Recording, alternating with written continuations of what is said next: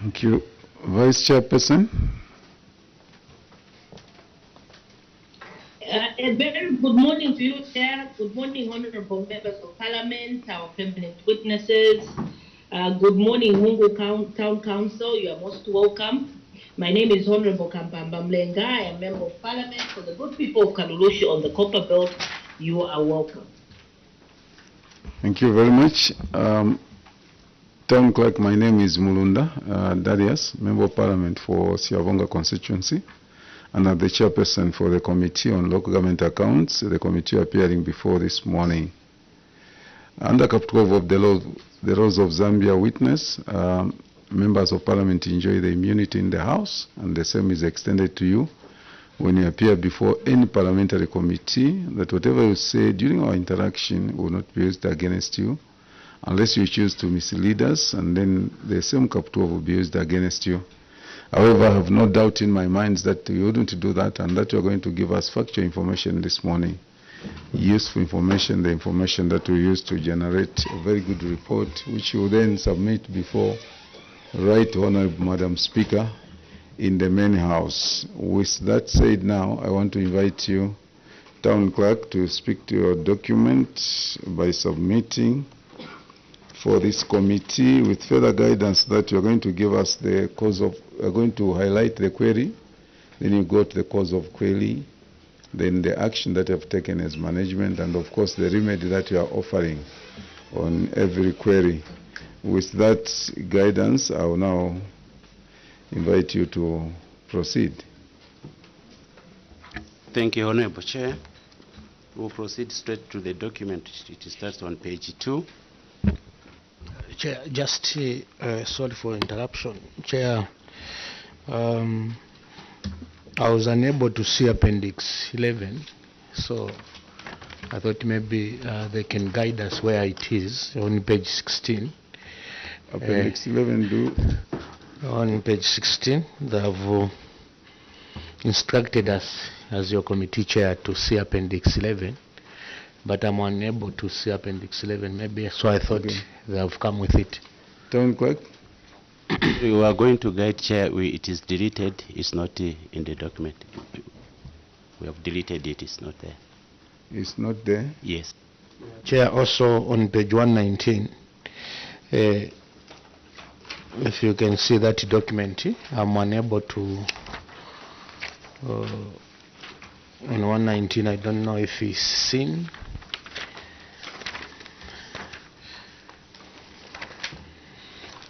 If they've got another copy.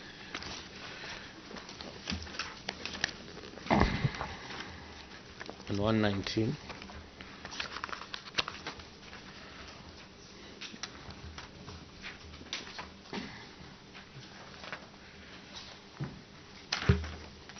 Do you have another copy on 118, 119? I'll see. Then also 113.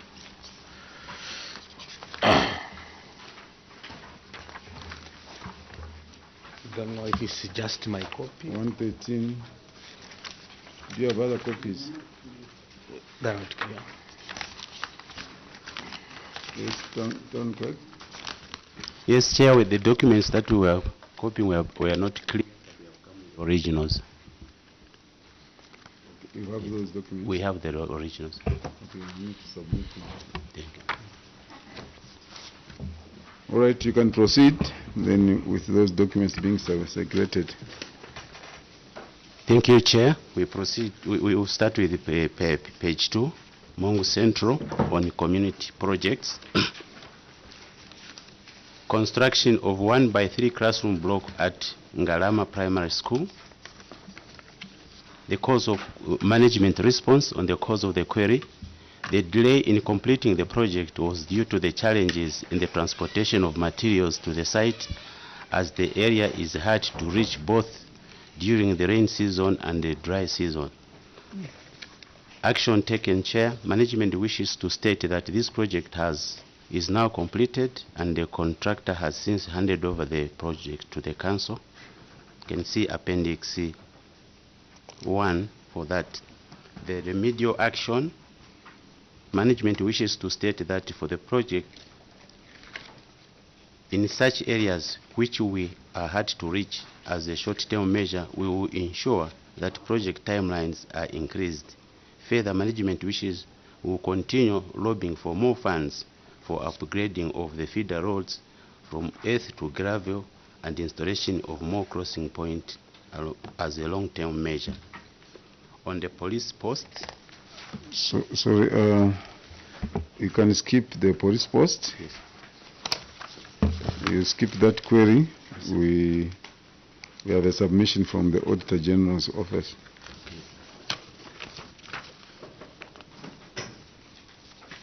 So you go to Soft loans, soft loans. failure to avail the list of beneficiaries, management response, cause of the query. At the time of the audit, the files containing all documentation for each individual loan applicant were not available for audit, as all copies were submitted to NatSave Bank. Efforts to retrieve the files during the audit proved futile, as the bank could not grant access until after the audit. The action taken: management has since obtained the files from the bank.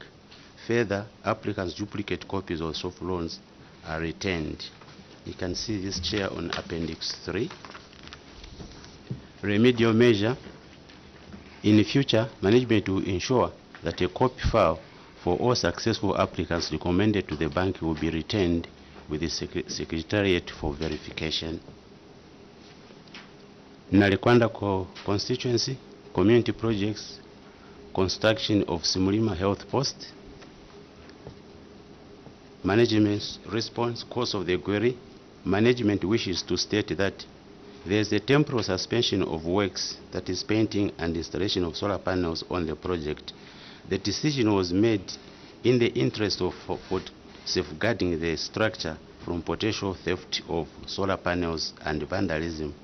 Further, the health post lacks supporting infrastructure to make it functional and ready for handover. The action taken: management wishes to state that the supporting infrastructure has now been funded. Chair, they receive Appendix 4. And the remedial action is that in future, management will ensure that the construction of health posts are fully funded with the necessary supporting infrastructure.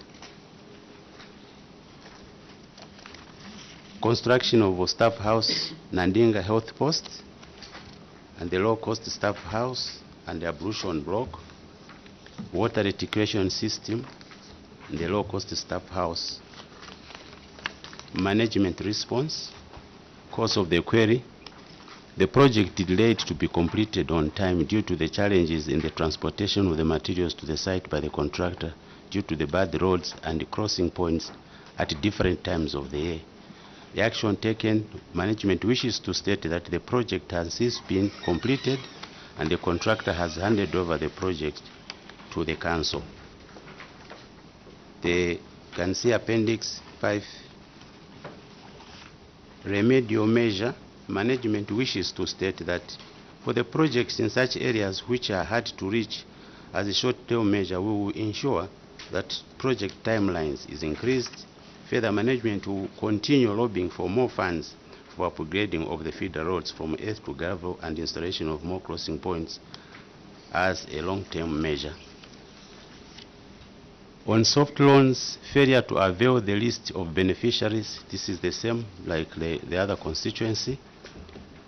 The management response on the cause of the query: we are also saying that at the time of the audit, the files containing all documents for each individual loan applicants were not available to the audit, as copies were submitted to NatSave Bank. Efforts to retrieve the files during audit proved futile, as the bank could not grant access until after the audit. And the action taken: management has since obtained the files from the bank. Further, applicants' duplicate copies of soft loans are retained. This is contained in Appendix C. The remedial measure: that in the future, management will ensure that a copy of the file for all successful applicants recommended to the bank will be retained with Secretariat for verification. Part B, on cross-cutting findings. Appendix 1 on budget performance. Management response on the unspent funds. Under Mongo Central, the variance of 2 million, the cause of the query. You can skip the table. Thank you, sir. Just skip the tables because they already explained. Okay. So go to the cause of the query. Unspent funds, cost of the query. This was due to the delay in the formation of the ward development committees, who are the key stakeholders in CDF project identification. The lengthy approval process of the CDF project at that time contributed to the delay in the implementation of CDF projects, which included the final approval of the project by the Ministry of Local Government and Rural Development, confirmation of funding by the Accountant General's Office, and the contract clearance by the Attorney General. The action taken, management wishes to state that the 41,435,875.92 ngwe has been spent for both constituencies, leaving a balance of, sorry, the corrected figure, Chair, is 6,043,000 kwacha 945.88 ngwe. This is a correction on the addition on the balances of the subtotals. Sorry, Chair, on Appendix 8 this is deleted.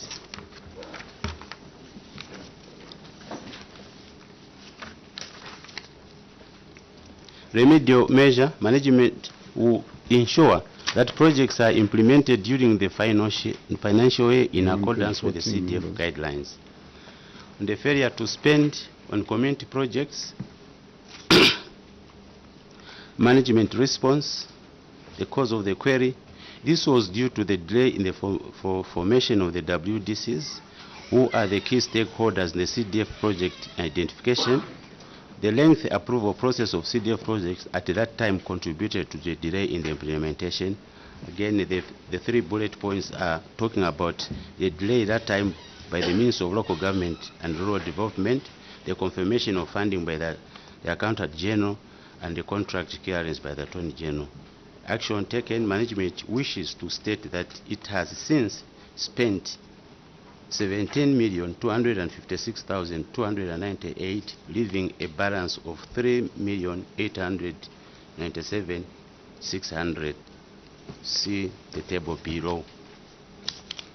Again, I want to guide that on that Appendix 9 should be replaced with Appendix 8 to be supported with the pictures in our addendum. Appendix talks about the certificate and the pictures in the addendum. Remedial action, management is ensuring that all CDF projects are approved and procurement processes commence before fundings are received. Chair, on Appendix 9, we refer to the addendum. So I'll read the addendum on Appendix.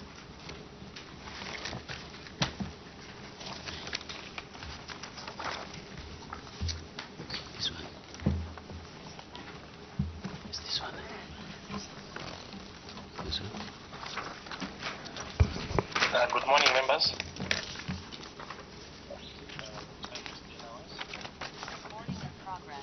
Which is on page 7. Bursary, secondary school and skills development and spent grants. Management response. Management acknowledges the auditor's observation and wishes to state that the unspent funds for secondary school and skills development bursaries was due to the low turnout of the applicants. The action taken, management wishes to state that the unspent funds was varied to the completion of community projects and procurement of desks for Mongo Central and Narikwanda constituency, respectively.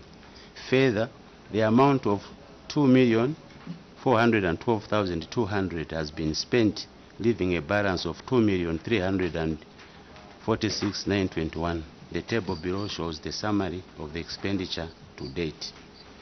documents relating to the approval of variation of funds and ledgers for the bursaries and secondary school skills documents are attached from page 8 to 29 of the addendum. The remedial measure, management will ensure that community sensitization is intensified. And get back to the main document on page 16.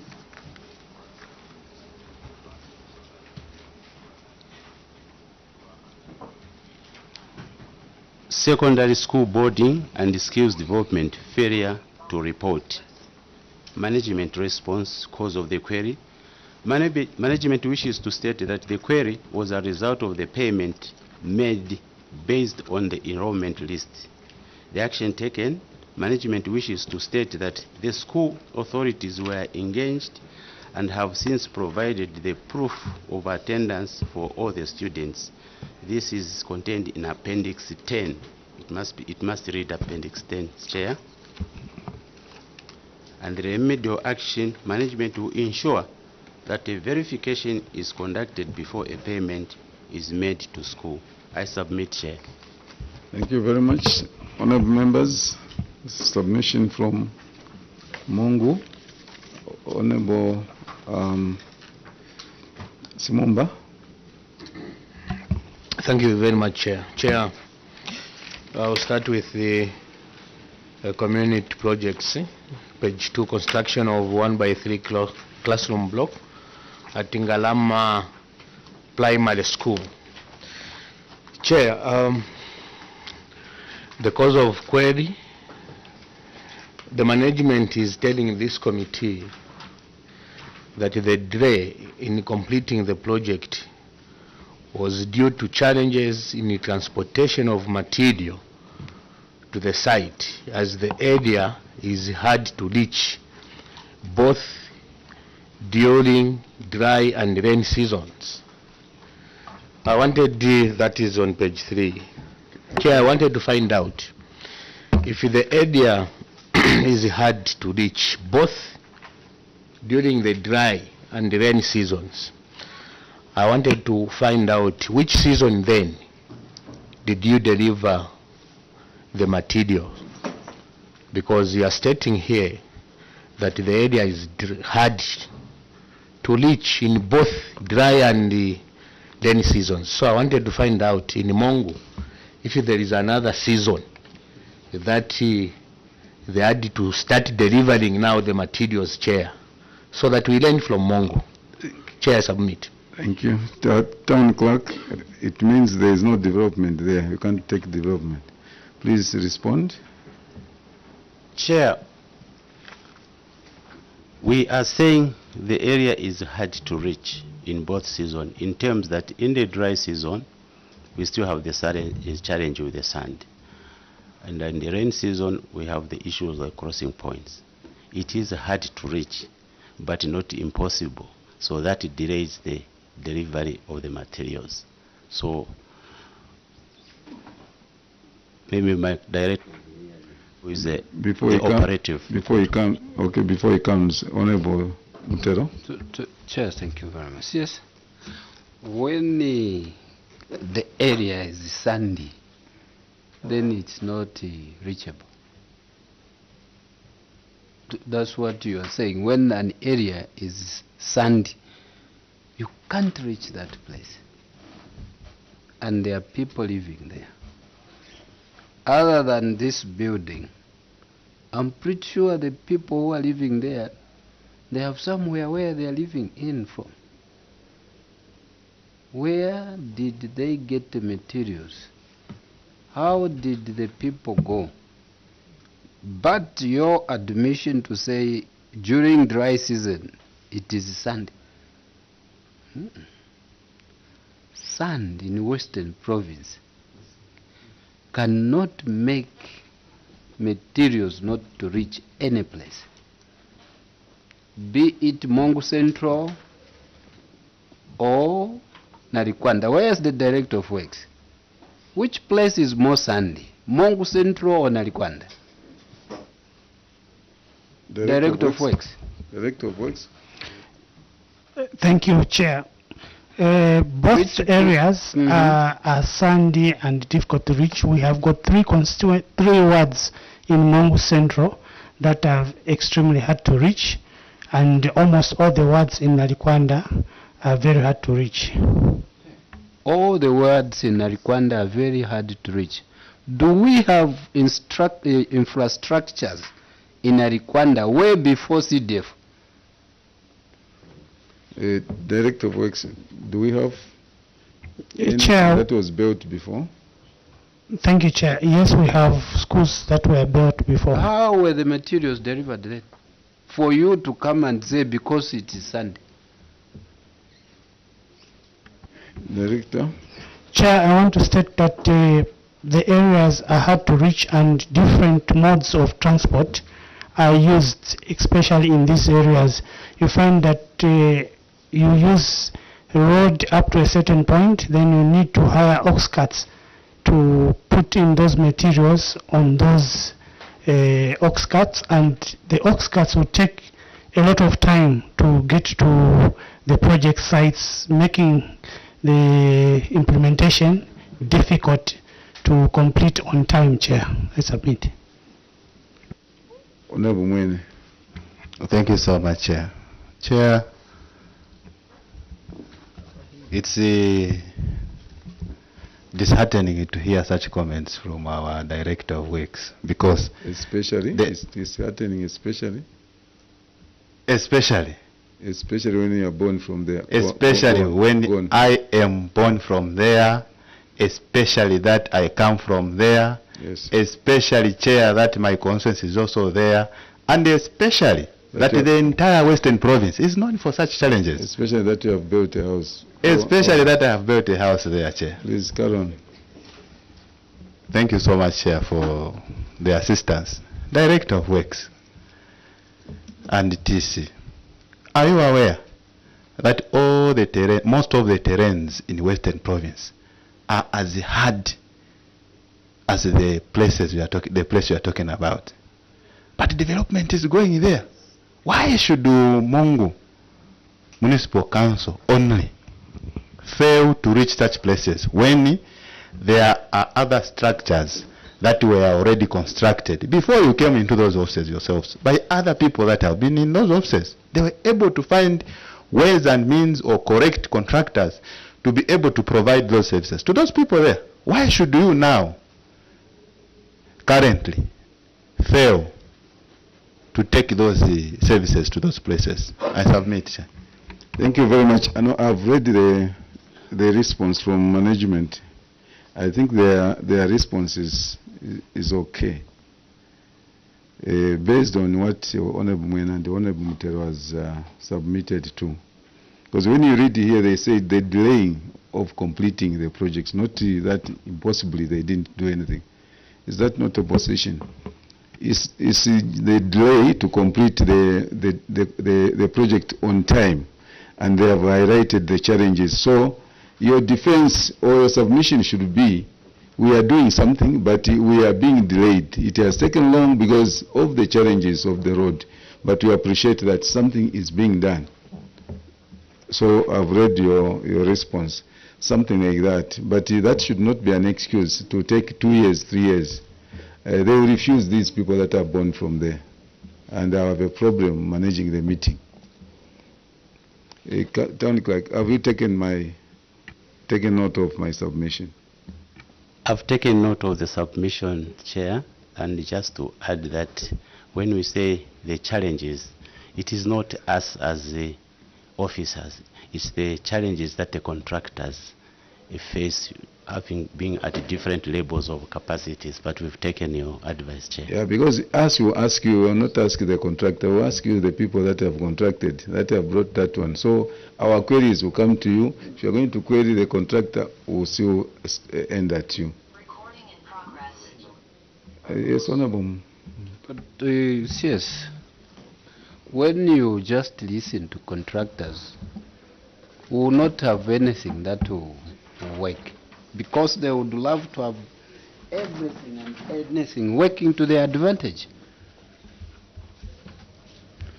Wherever an ox cart reaches, a vehicle will reach, be it in Stunga. I will repeat, Mongu, it's Muflatumbimbi, Kwamuvotofota. Simply meaning it's a sandy place. Don't you? But people have still built. When you entertain this, contractors will be coming to you to say we are delaying because it is sandy. That shouldn't be entertained. When a contract is given and the weeks are given or the months, let the contractor work. More so when it is dry or during dry season. Thank you.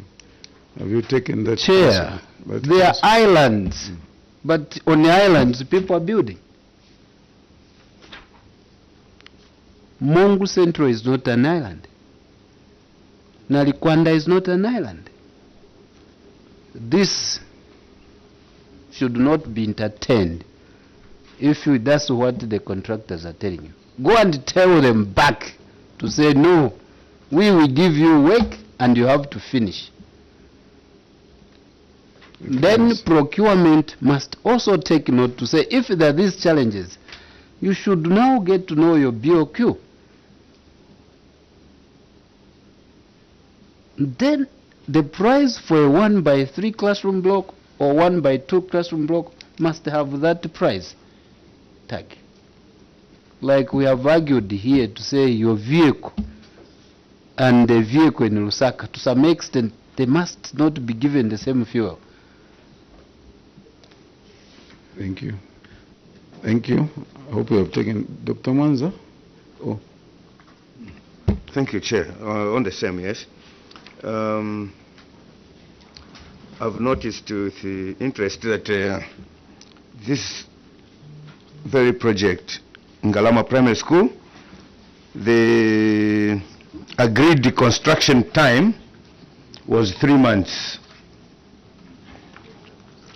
from November 25 to February 17. Going to the next question after that, yes. Then the project dragged for 9 months above the completion time,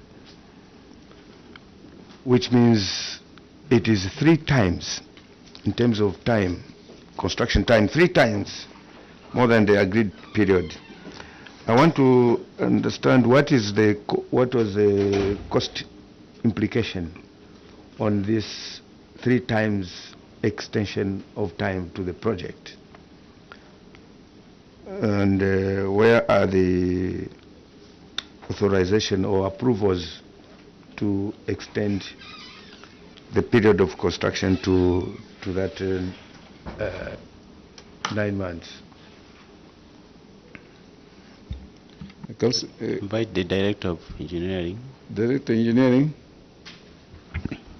Thank you, Chair. There were no cost implications during this implementation of this project, as the BOQs and the contract documents do not allow for price adjustments to such.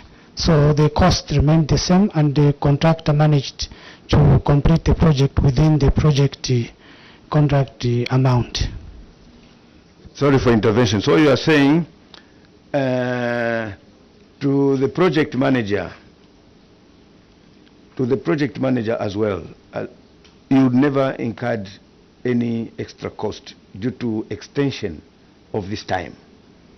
Because remember, if the contractor finished the project within 3 months, you are not going to spend administration costs on supervising, monitoring and supervising the project. So you had to do extra work in 9 months to monitor. Unless you are not monitoring, you are monitoring and you are holding meetings talking about the same project.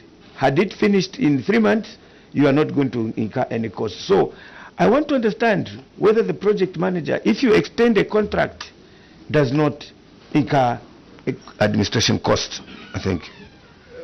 Director Engineering. Thank you, Chair. Indeed, yes, on the part of the contract management, yes, we had extra funds being used because we continued monitoring the project and having meetings on site. Whilst on the contract of the construction of the project, there were no increments in the contract.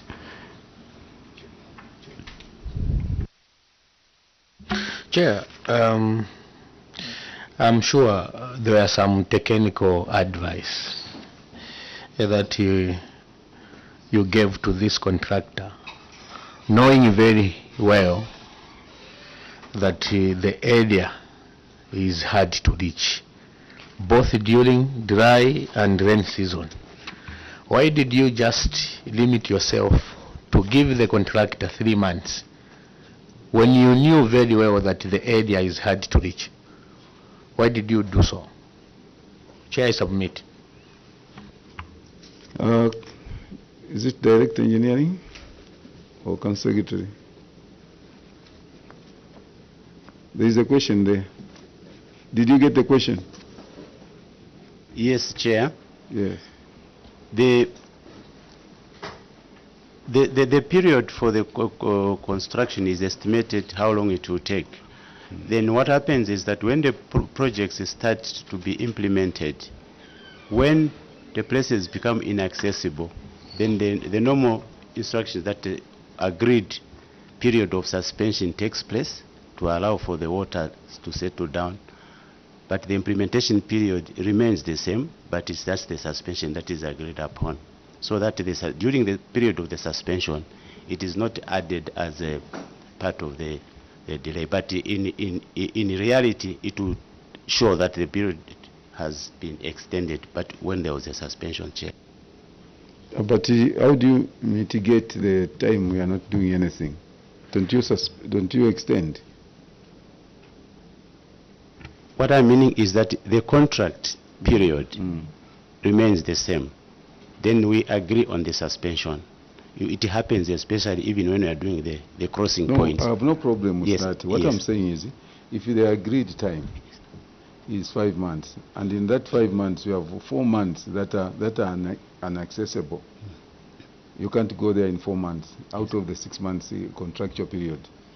Don't you add to the contract? I know you have suspended, you are not doing anything, but don't you add the contractual period so that you compensate the time you are not doing anything? Maybe my officers can help me on the technicality of that. Director Engineering. Thank you, Chair. Definitely the contract date will have to change, meaning we have to extend even the contract period to indicate that there was a suspension of works and that now the completion date of such a project will be due on this date. So those are done a procedure, Chair, we submit. Yeah, because what I believe administratively, the contractual cost will remain the same. But at some point you will not be doing anything.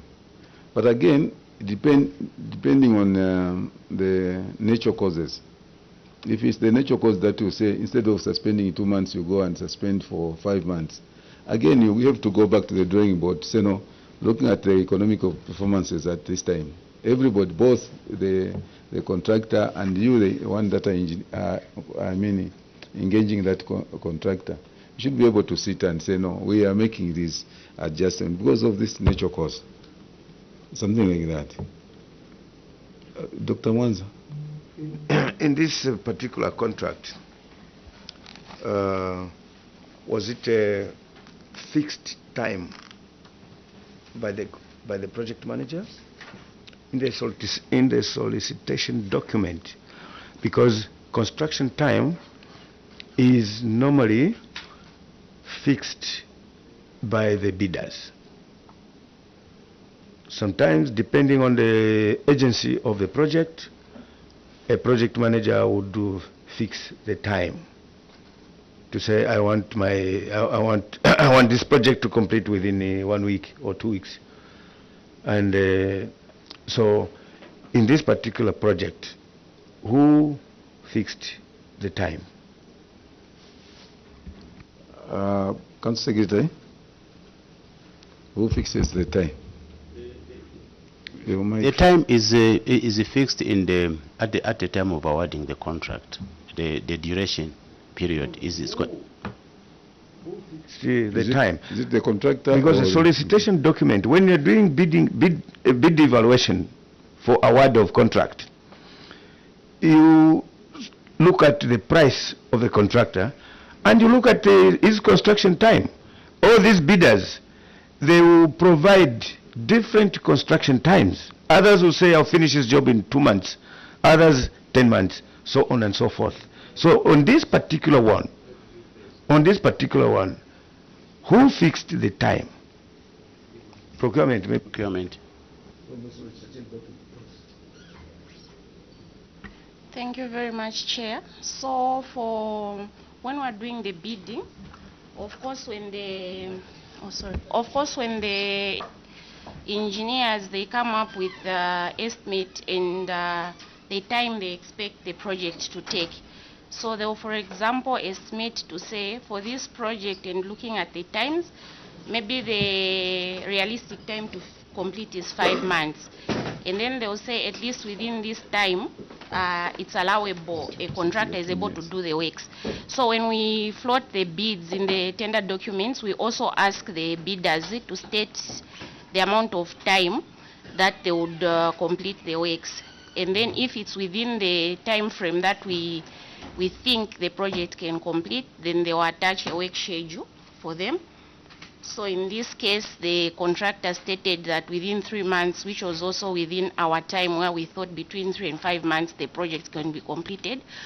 Of course, looking at also, we were hoping there would be no delays from the time of awarding the contract. Sorry, Chair, to engage. I'm asking this question because this is the same on all these community projects. Your action or your remedy, you are saying you are going to increase the timeline for construction because of the challenges that you meet in terms of the accessibility to those sites. So you didn't answer the question, say who fixes the time? Engineers, at any time when you're preparing a project, engineers come up with what we call confidential cost estimates. And also you come up with the confidential timeline to complete the project. These two parameters are never availed to bidders. So the solicitation document makes the contractor, the bidders, to put up their price. And also the time, because the time, that is why you carry out a site visit. Was a site visit conducted for this particular project? So a site visit makes sure that the contractors need to familiarize themselves with all the challenges that are there to access that site. A site visit is conducted way time before bid submission. So they will familiarize their site themselves with the site conditions and where they can get construction materials. So they will go back and prepare the bidding document. So they will fix the time to say that area is hard to hit and I've got this contract during the dry season or rain season and so on and so forth. So the construction time is fixed by the contractor, and the project manager, just do an evaluation whether you accept to finish that project within that time that the contractor is putting. So I just wanted to get clarity here, because all your excuses, your reasons, your remedial action, you are saying in future you want to increase the construction time. How can you increase the construction time and yet it is a contractor? It is a different contractors who fixes the time. Thank you. Town clerk? A comment? My procurement officer has said, in the bid document, the contractor proposes the period through which they hope that they are going to complete the project. And during the evaluation of those bids, taking into account what the Honorable has said, there will also be a period which the engineers have said that this is a normal period in which this project will be done. At the time of the award of the contract, what the contractor is offering, the period is offering to do, compared to what the engineers think that is the normal period, it will be compromised, and at the time, that is how the period will be arrived at. Thank you. Yes. Honorable Mtero, sorry. Thank you, Chair. Page 6. Nalikwanda. Okay. I would love the management to shed more light on this project as to where we are, because there the query is saying outstanding works, electrical installation, painting and decorating. Then management has said that the supporting infrastructure has now been funded. So I'm failing to connect. Then they have given us appendix 4.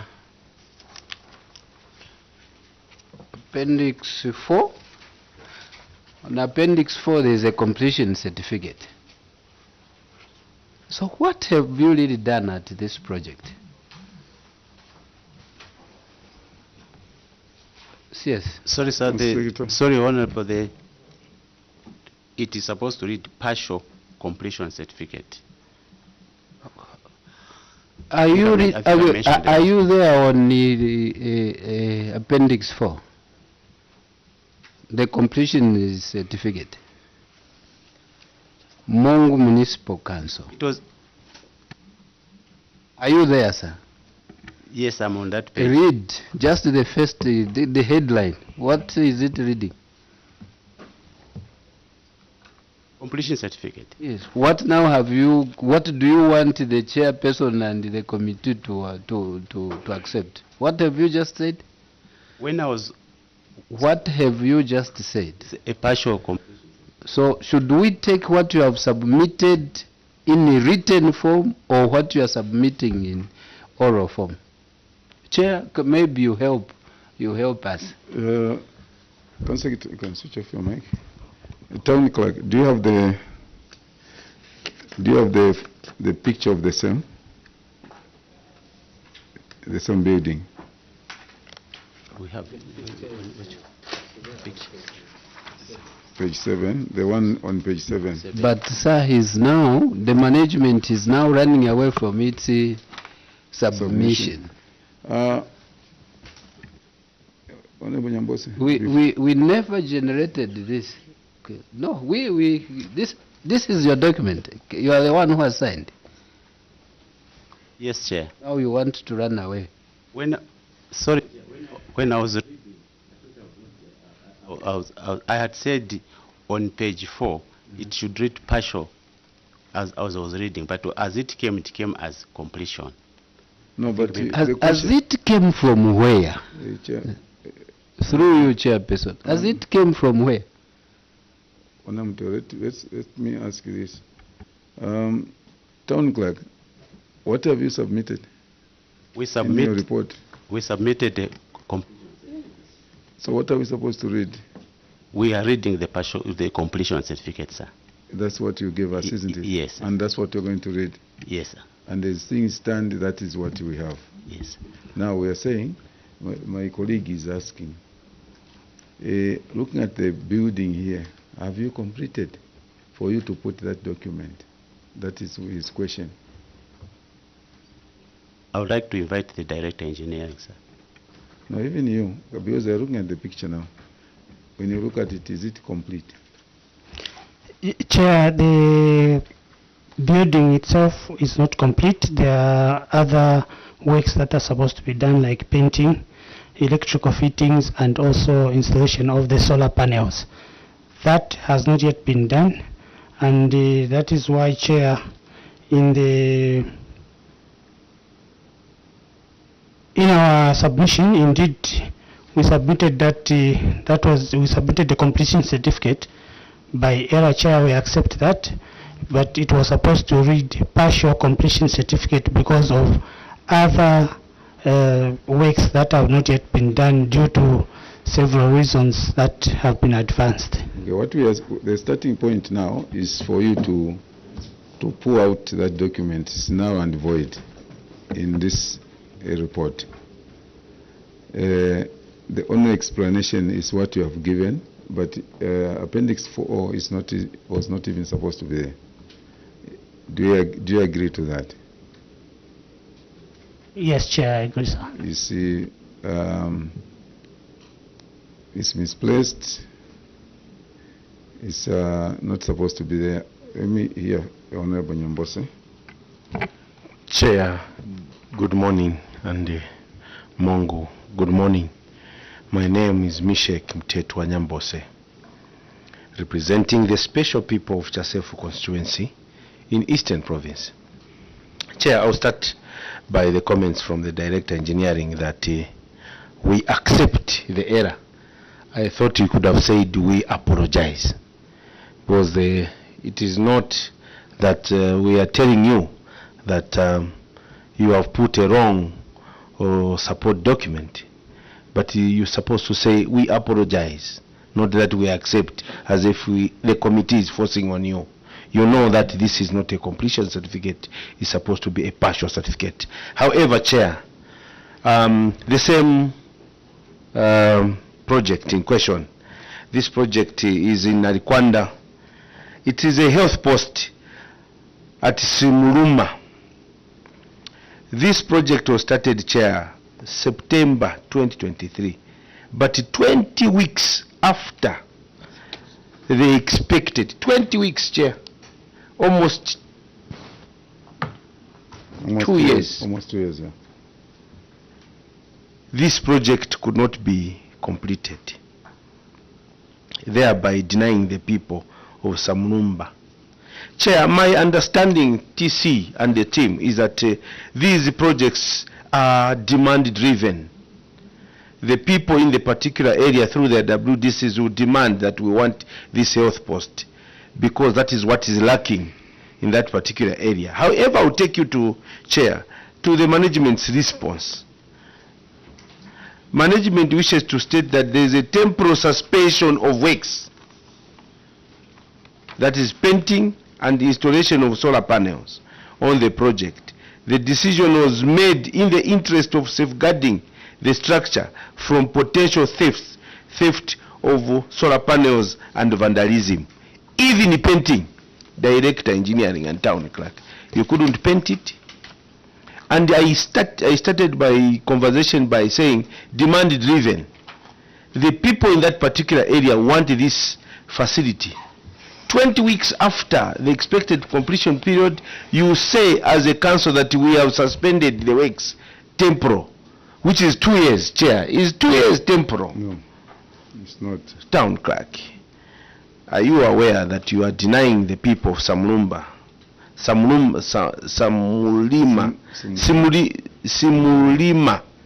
this much needed health post? And you just say that it's a temporal. Was it a full contract or it was labor based? That is my question. Why not paint it? Why not complete it by putting all those necessary things that are needed so that it is handed over? But you have taken almost 2 years and you call that temporal. That is my submission, Chair. Thank you. Director Engineering, sir. Invite the Director Engineering. Director Engineering. Thank you, Chair. Firstly, Chair, we'd like to apologize to the committee, Chair, for the when we put completion certificate on this project. Chair, the painting and the installation of these other issues that are supposed to be fixed. Chair, this is a standalone building which is away from other infrastructure, about 2 kilometers, and there's no water, there's no water reticulation ablution blocks, no staff house, and also other supporting infrastructure that goes with the clinic. So this meant that even if we had to put the installation of the solar panels, it will still remain a white elephant. We couldn't have handed it over to the Ministry of Health, as this needed some extra works to be done, like construction of an ablution block, construction of a staff house, water reticulation, so that it's fully operational.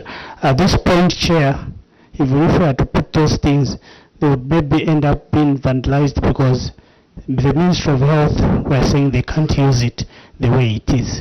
But Director Engineering, you're inviting more questions. First and foremost, you as local authority, Mungu Municipal Council, you have security guards. You can put one there or two that will be guarding. What else you are working? That's why my colleague is asking. Even painting, they can steal. If you paint the wall. And you know, we appreciate that it's an isolated place. But what steps have you taken? Almost 2 years, you are still waiting. And if you don't get the funding up to 5 years, it will still be like that. Then what was the reason of taking that thing? Because what you wanted is to take service there. Honorable Singombe. Chair, I'm very grateful. Director Engineering, you have stated that this building is isolated and it's a standalone. In your planning, what prompted you to isolate this particular building to an extent that, because from where I sit, it requires a lot of funding for its completion. So maybe my thrust of my question is, why did you isolate it? Because a clinic must be where the people are. But from the way I hear you, it is in the bush, isolated. For who? Why is it on its own instead of putting it in a community where people would easily walk and seek the services of the healthy or medical requirements by the people of that particular area?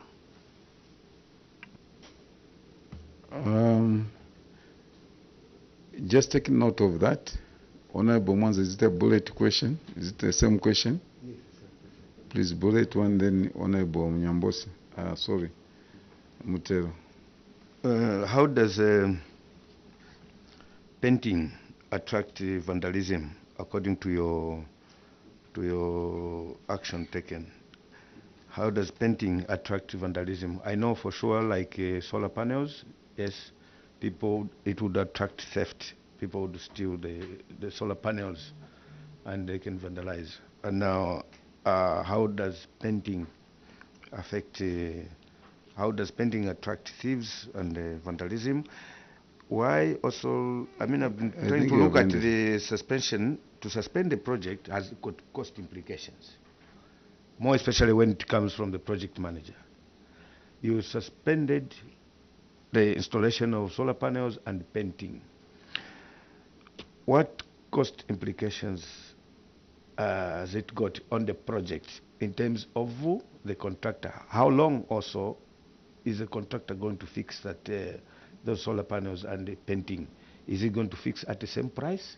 If you have suspended the installation of solar panels for 2 months or 10 months, the price for the contractor is going to change. Yes. So what is the status in terms of cost implication due to your suspension of the project? of certain components of the project. Honorable Mutero. Thank you, Chair.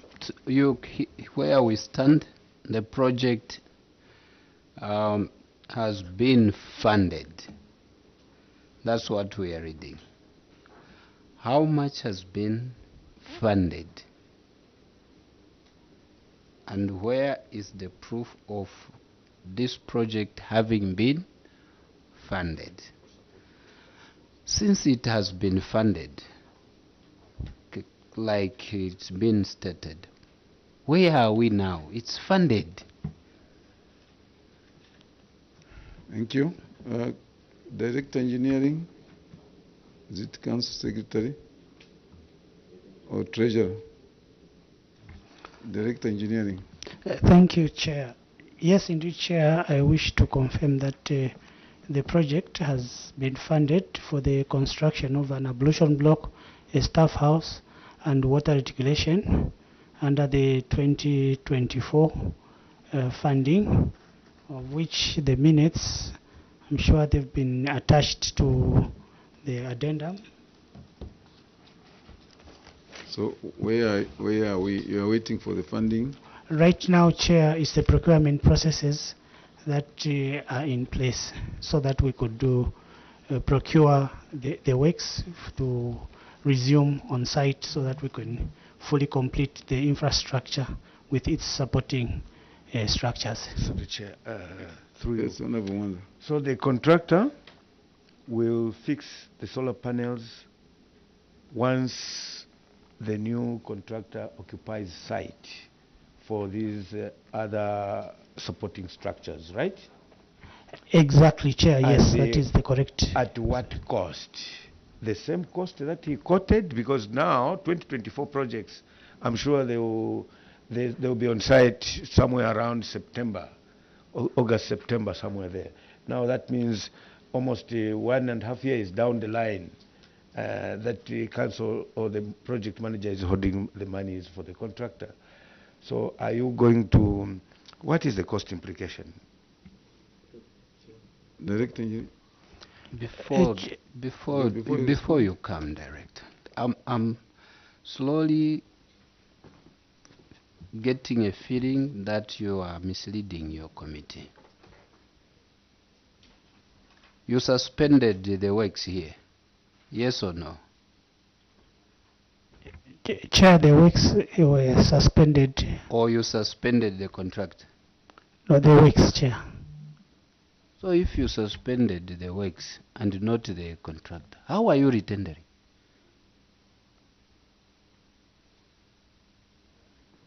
Director Engineering. Chair, the construction of the ablution block and other supporting the staff house and the water reticulation will be done under a different contract. The works that were suspended of installation of the solar panels and the electricals, the contractor who did the construction will still do those because they've already been procured and all other materials have already been procured.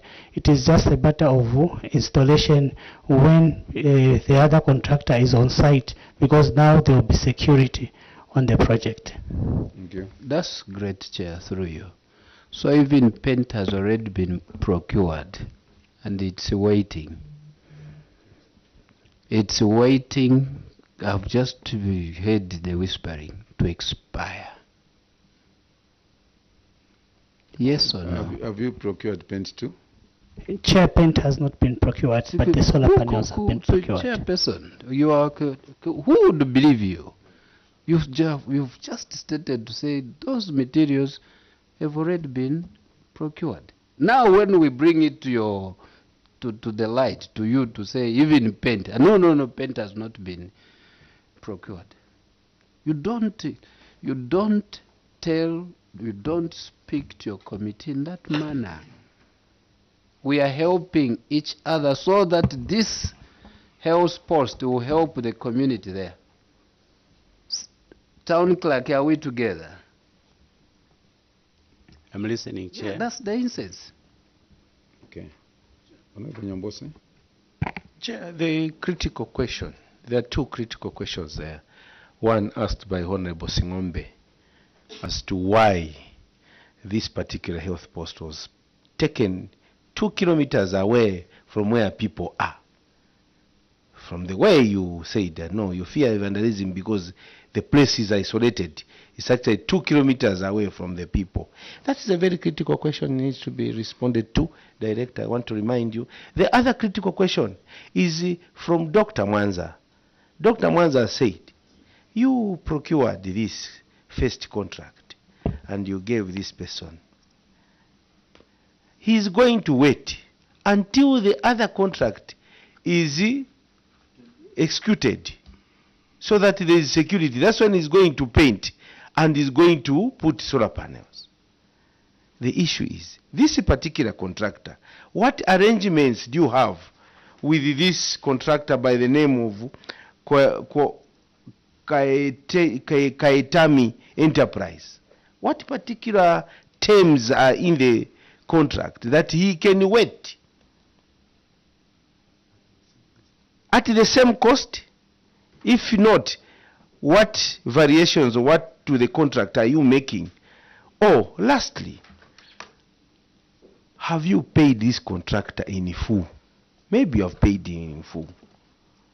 Tell this, at which point, what is the status, the financial status of this particular contract, the initial contract? The first question. Those first two questions are critical to clear and rest this matter. I submit, Chair. Thank you very much. Director Engineering.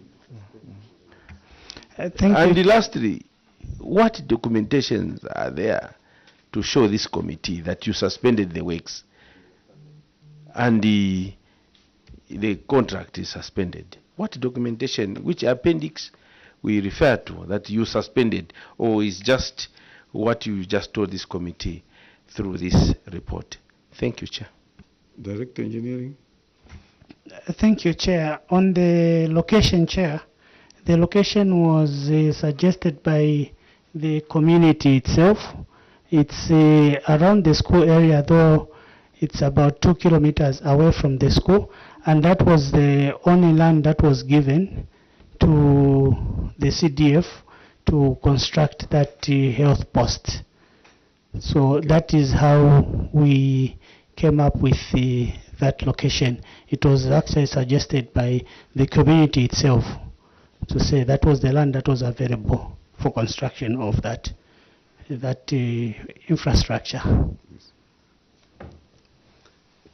Then, Chair, on the other issue of the contract, where how much are we going to pay extra to the contractor? We have not fully paid the contractor on this contract itself. There is still about some amount that is outstanding due to the fact that he has not completed to do the final works. That's installation of the solar panels and the electricals. So we'll only pay that after that is done, and there's no extra cost that is going to be paid to the contractor. As when the construction was going on, we were discussing and advising the contractor on which way forward. And in fact, even them, they saw it necessary not to put the solar panels, because by then they couldn't have handed over the infrastructure to the council, and it will still be their responsibility if anything was stolen. So together we suggested that, okay, we hold on to the installation of those facility infrastructure so that we give it time for the next contractor. Thank you. A bullet one. That agreement that you had with this very good contract, how I wished he was in Chasef. You can take 20 weeks after, then almost a year. That is a very kind contractor. These are the people we want. Have you put it, is it a written agreement or is it just a gentleman's agreement? Well, these are contractual matters. And you are dealing with the council. Tomorrow you will not be in Mongo. Other people will come. These things. As the way I know institutions like the council, is it in writing or is it just a gentleman's agreement? And if it's gentleman's agreement, is that the standard in government? that you can just agree with someone without put it in writing. I submit, Chair. Director Engineering, as we wind up. Thank you, Chair. There is a site book that is always based on site, and those instructions and whatever is agreed upon is indicated in that. It's unfortunate, Chair, I want to apologize that I didn't carry the site book for the same, but it was in the site book that the instructions were given, and both the contractor and the project manager signed against that. Yes. Yes, bullet one. I'm not very clear. Maybe that school that you are talking about, you are saying it is, there's a school and then the clinic is 2 kilometers. Chair, I just wanted to know, maybe the school is in an island. And between the school and that health clinic, maybe there's water. Tell me, what is between that school and the site that was given to put up that health post? For it to be aware, in an event you have only one person, maybe one nurse sent, you want him or her to be staying alone 2 kilometers away from the community. What is between the two, the school and the clinic? Director Engineering. Chair, there is a bush in between the school and the clinic.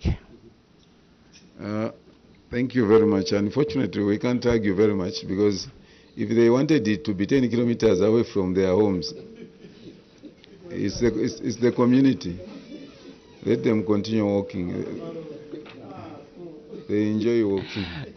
Chair, through you, so we asked you to say you have budgeted for it in 2024. That's a good thing. How much? Treasurer.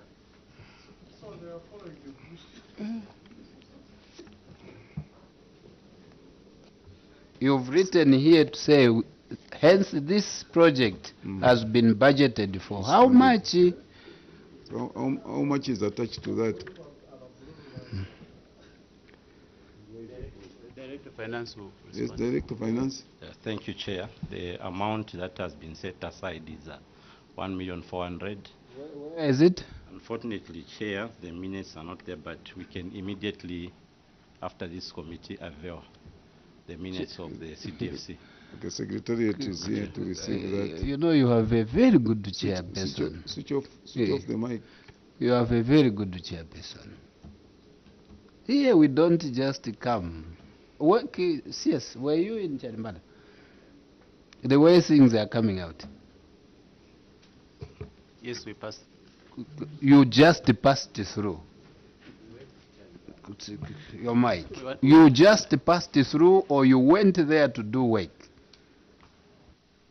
We went there to do the work. But I should think I'm getting the very first words. No wonder they say the first cut is the deepest. So they passed through Charimbada. I appreciate that. They never went to do work. You are going to see some of these shortcomings. Thank you. Next time, don't just pass it through. Go there for work, sir. Thank you. Page 9. We are ending the meeting. Chair. Go this page 9. Or say maybe another one. I'm running out of. Page 9, you've said no, we have completed, and there's even a completion certificate. Just for the sake of smooth running. This completion certificate is not partial one. This size is a real one. Page 9. Appendix Page 5. 9, and then Appendix 5. I should think this one is the real one. Or even this is also a partial one. Chair, this one is a real completion certificate. The works have been completed. Thank you. Thank you very much. Before you conclude, I wanted to appreciate also on the same what Honorable Mutero said. Here is a full completion certificate. When this was 2022, is this project handed over to the community? was what I read through when I was reading through. The contract had handed over to the council. Now we have 2023, we're in 2024. I would want to know whether this particular project has been handed over to the community, and when was it handed over to the community? Thank you, Chair. Thank you. Have a bullet one so that we have them together? Yes, Chair. These completion partial and the completion certificates, I'm not so sure whether this is the standard that is that Mongo is giving. Just compare the Appendix 5, the completion certificate at Nandinga Rural Health Post, and on Appendix 8, you can just sample any. On Appendix 8, I think it's written page 63. It's a partial completion certificate for ablution block at Lewanika School of Nursing. The contents of the partial certificate and the completion certificate, they're the same, right? Then a completion certificate has got no financials here. They have no financial details. At what cost did this contractor execute this Nandinga Rural Health Post? And the timeline, how long did it take him to complete this project? So, is this a completion certificate? It's not. Because a completion certificate, the essence of a completion certificate is that even to the contractor, in future, he will use this certificate to bid for jobs. When they're looking for experience in similar works, they will refer to such kind of documentation. Now, it has no cost implication, it has no timing. How will he get contracts somewhere else when they want to check whether he constructed a similar structure at what price? So, this is not a standard way of presenting a completion certificate. Please, you need to... Direct engineering, have you gotten this, the concerns of the member? Yes, Chair, and we duly note the concerns and will definitely, Chair, work on it. And thank you so much for the advice, Chair. Submit. Yes, Chair, this structure was handed over to the Ministry of Health in December last year. Do you have the certificate, handover certificate on it, for it? Have you attached it? Chair, we have not attached the handover certificate, we've just attached the completion certificate for the same. But however, the Minister of Health have received the infrastructure. Chair, as you are winding, page 11, I'm glad that the main account is earning some interest. That's very good. Treasurer, thank you very much. Is the revolving account also earning interest or not? That is number one. Number two, the interest is 238,493. You've made us to refer to Appendix 7. Appendix 7 says 238,491. Treasurer. Thank you, Chair. For the revolving fund, the account is earning interest. How much? For 2022. For 2022. You have a notebook, not the real evidence. You want us to come and be seeing in your notebook? Of the bank statements. Okay, Chair. so you give it? Yes. Where is it? We have it. I have. No. It was not attached, but I carried the bank statements. But no wonder I was looking for it. You could, through you. Then, Chair, the second question. Yes. Was on the 238. Chair, we appreciate that we have two constituencies. So the 238 was for Mongo Central, and 238, 238 for 93 Mhm. was for Mongo Central. And go to Appendix 7.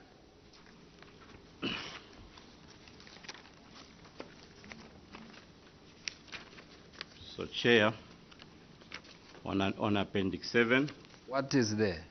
the first one is 238, and the second one is 264. The first is 238, 4. 491.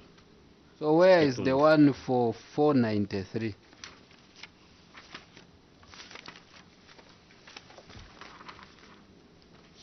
Two 38, 493. Where is it? Chair, it was a typo, but the actual documents are the Chair, payment now vouchers. there is now typo here. I agree it's a typo.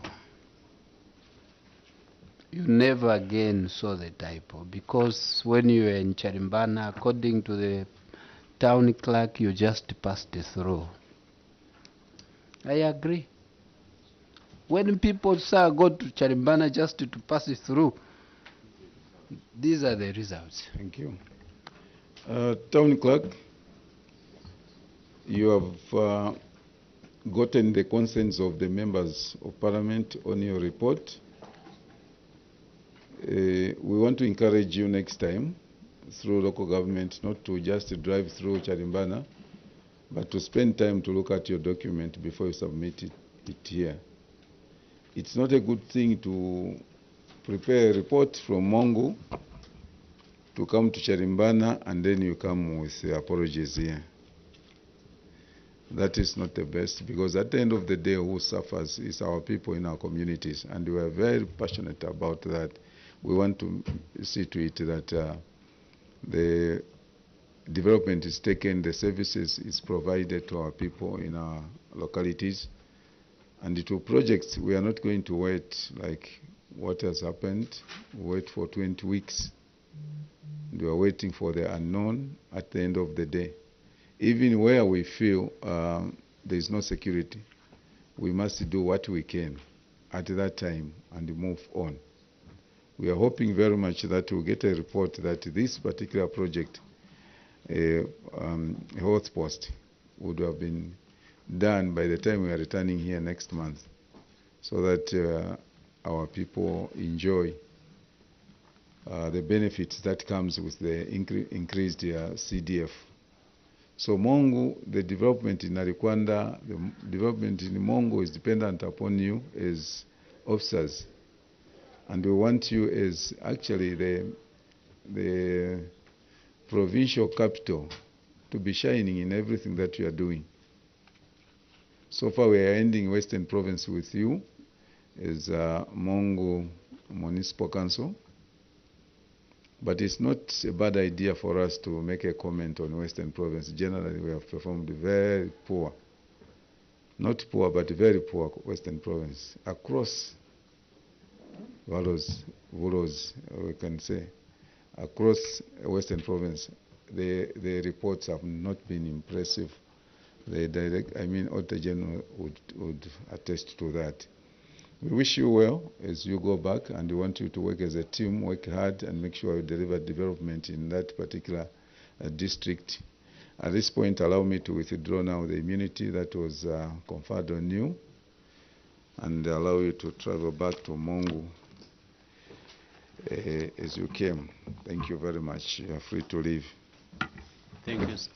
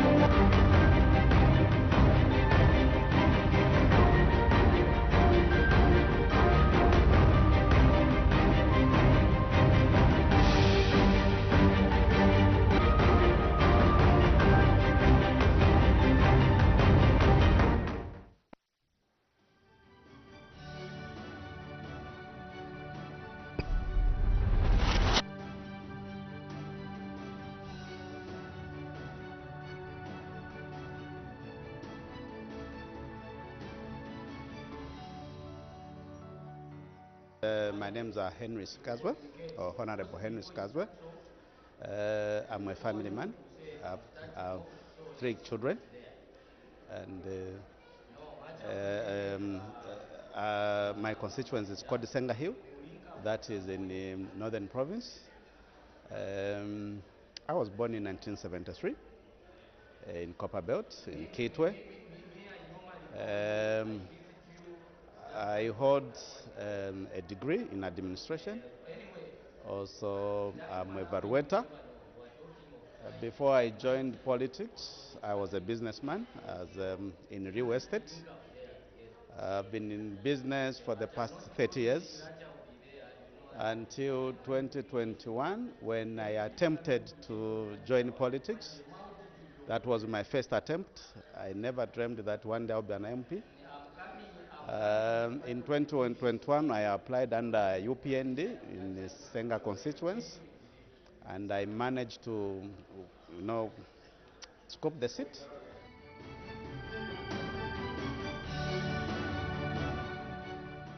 Talking about our district briefly, our constituency, Senga Hill is about 910 kilometers from the capital city of Lusaka, and it's in the middle of Mbala and Kasama. We are about 180,000 people in that constituency, and the constituency is very vast. Actually, we are even demanding for delimitation because, it's borders with Nakonde. Other side it's Mpulungu, then Lunte, Mpolokoso the other side, so it's in the middle. So it's a vast constituency, but our people are now enjoying the benefits of having a local MP like myself. We are #1 producer of beans in that area. We feed the whole nation and the rest of the other countries. And we are just encouraging our people that they can farm more, because now we are bringing the market closer to the people. What we have done in the next 1 year, 8 months, is to come up with an open market where people can bring their crops, maize, beans, and everything. Then we are able to sell it to the farmers, those who are coming from, especially Tanzania and Kenya. We are expecting our GDP in that area to grow, because, like, for the last season, we gave out fertilizer and inputs to most of the farmers. And this time around, we're expecting to have very good harvest.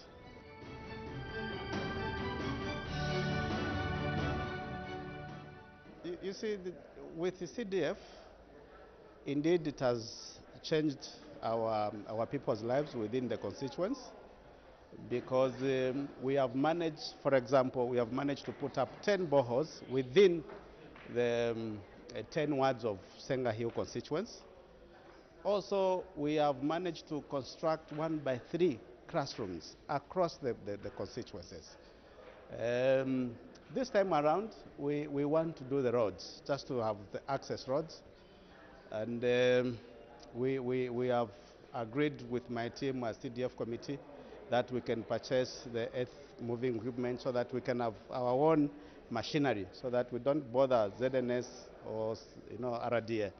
So we are expecting that by the end of 2023, 2024, we are going to open up the constituents to the rest of the district which surround us.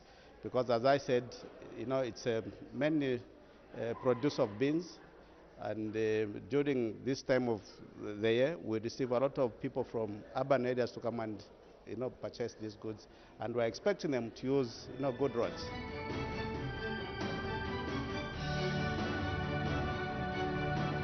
The people of Senga Hill, let's continue working hard. We are the people who feed Zambia, so let's make sure that we produce more beans, and we try to, we are now trying to do away with beans, so that maybe we can go into wheat and cassava.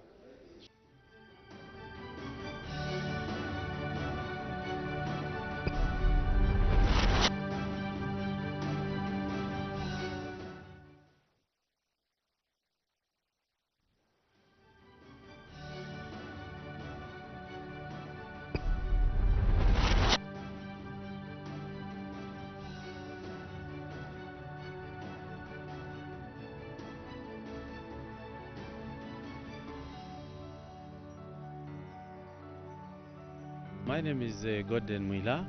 I'm the Member of Parliament for Mufulira Central Constituency under the Patriotic Front ticket. So I'm born and bred in Mufulira, did my schooling in Mufulira, and went to university in Kitwe. By profession, I am a chartered accountant, and I did work in my professional career as an accountant for a period spanning about 20 years before quitting formal employment and joining politics. I'm a family man. I'm married, and I've got 3 children, 2 girls and 1 boy.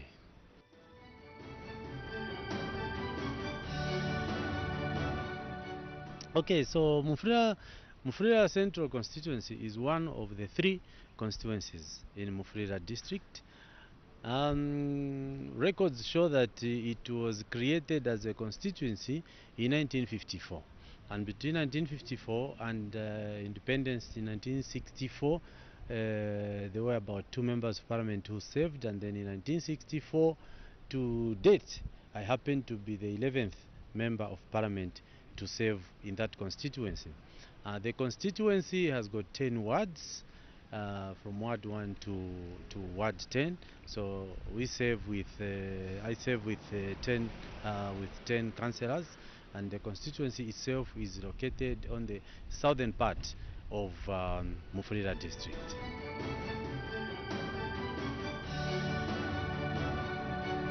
So in terms of development, we have quite a loaded agenda. There are so many areas and so many sectors that we need to address and look at to better the lives of our people in the constituency. For this term, for this coming 5 years while I serve as Member of Parliament, one of the things that we are prioritizing is the road infrastructure, the township roads. The place has expanded, as a constituency.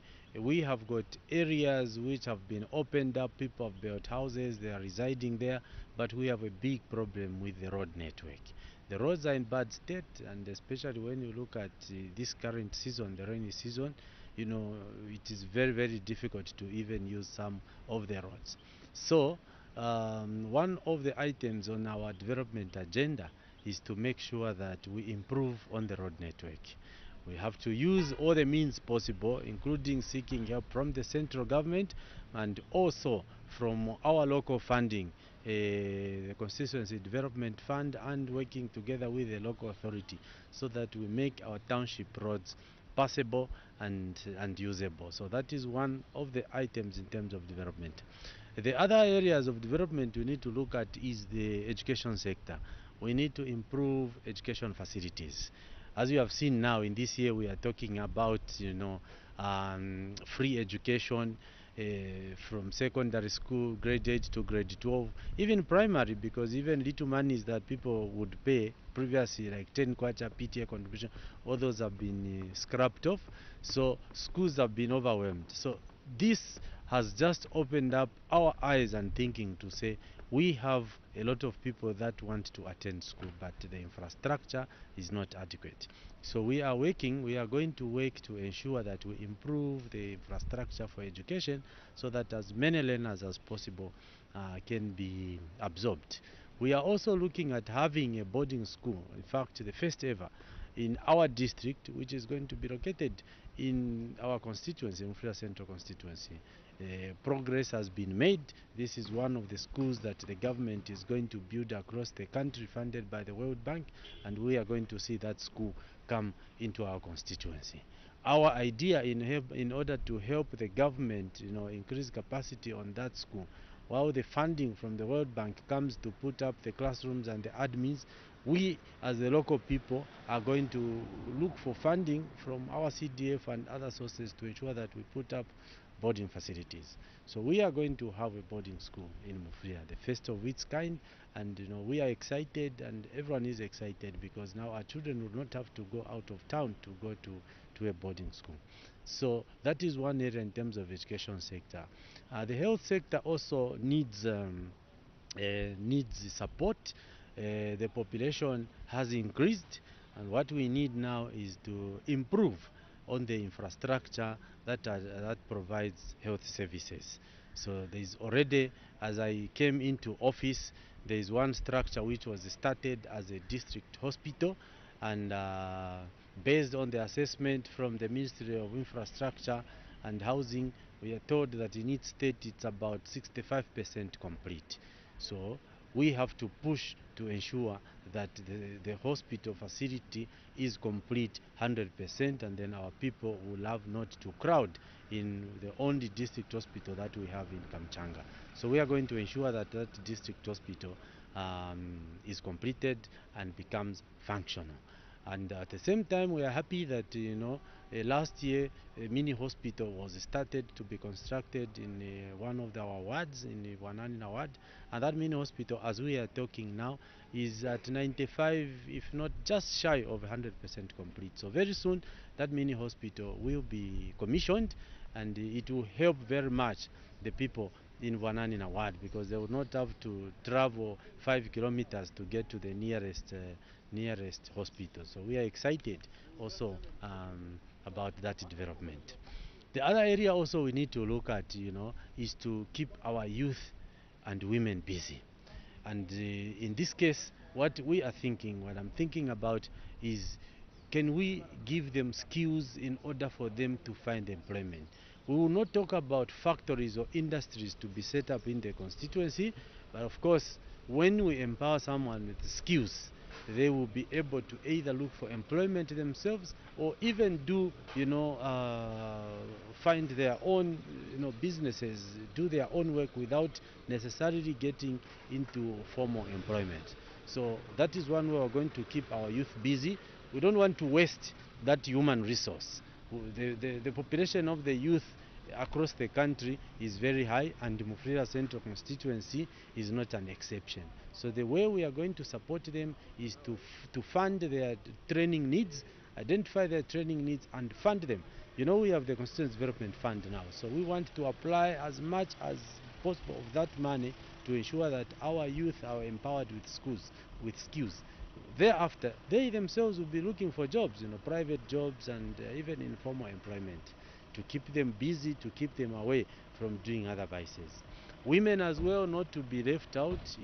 Our mothers, hold this country together, and they are very willing, to improve on their livelihood and their economic well-being. But most of them, what they lack is support in terms of capital. So we've encouraged all of them now, to form cooperatives, and now that the process has been done, majority of them belong to at least to a cooperative. We are now just waiting to see how we finalize in terms of their empowerment, so that they can also have a fair share of the empowerment fund that is coming under the Constituency Development Fund. So we are quite busy. I think those are the highlights in terms of the development agenda that we are looking forward to implementing in the next coming 5 years.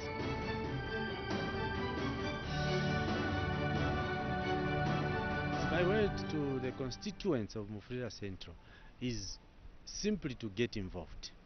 You see, people tend to relax once they vote into office, the member of parliament or the councillor. They relax and they expect that the MP together with the councillors will just be waking up and agree on what to do. But my approach, and which actually is the approach that the government has taken, is decentralization. As a member of parliament, working together with my 10 councillors, we will not be bringing developmental programs that will not have been endorsed by the constituents. So my appeal to the members of Mufulira Central, the residents of Mufulira Central, is to get involved in the development programs. And the way they should get involved, the starting point, is to know who is part of this development. The member of parliament is one of them. Of course, a number of people will know me. Councillors, a number of people will know them. But we have one key group that people must identify with and know, the ward development committees. So my word to the constituencies, know in each of the area that you live, in the wards that you are located, know who are the members of the ward development committees, because any proposals that you would want to make in terms of development programs has to go through the ward development committee. The ward development committee has to sit and evaluate, then push it forward to the constituency and then the district and then Lusaka when we get the final approval. So please get involved. When the WDCs, the World Development Committees, call for meetings to get submissions from the members of the community, please don't shun those meetings, because that is where development starts from. Don't shun the meetings, attend, make your views known, make your submissions, and of course, once you submit, we will subject them to evaluation and prioritize them, but to definitely see that whatever development projects that will be happening will have the blessing of the community. So please get involved, let's support each other, support me, the Member of Parliament, support all our councillors, support the World Development Committees, and together we will ensure that we better the lives of our people in the constituency.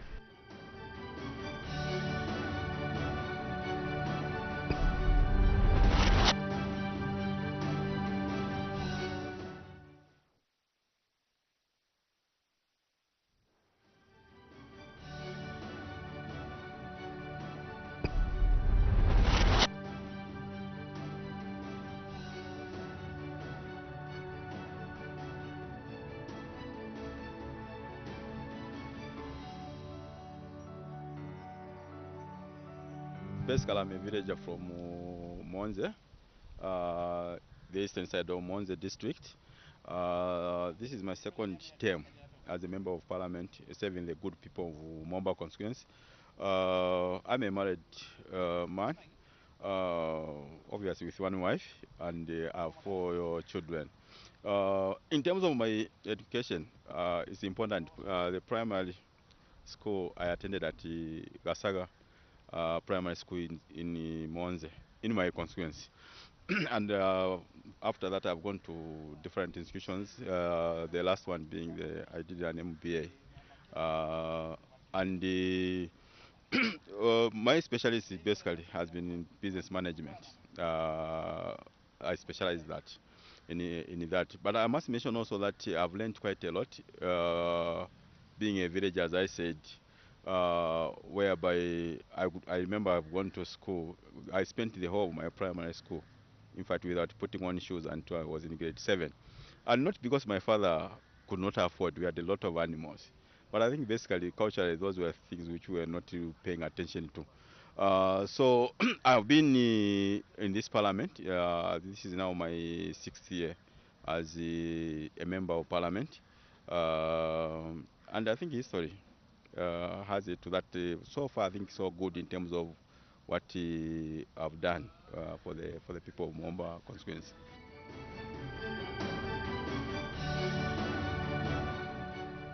So Momba constituency is purely rural constituency. Eastern side of Monze district. In fact, let me say just from the northwestern all the way to the eastern side of Monze district. My neighbors are the Bwengwa constituency, Monze Central, Magoye, and Gwembe.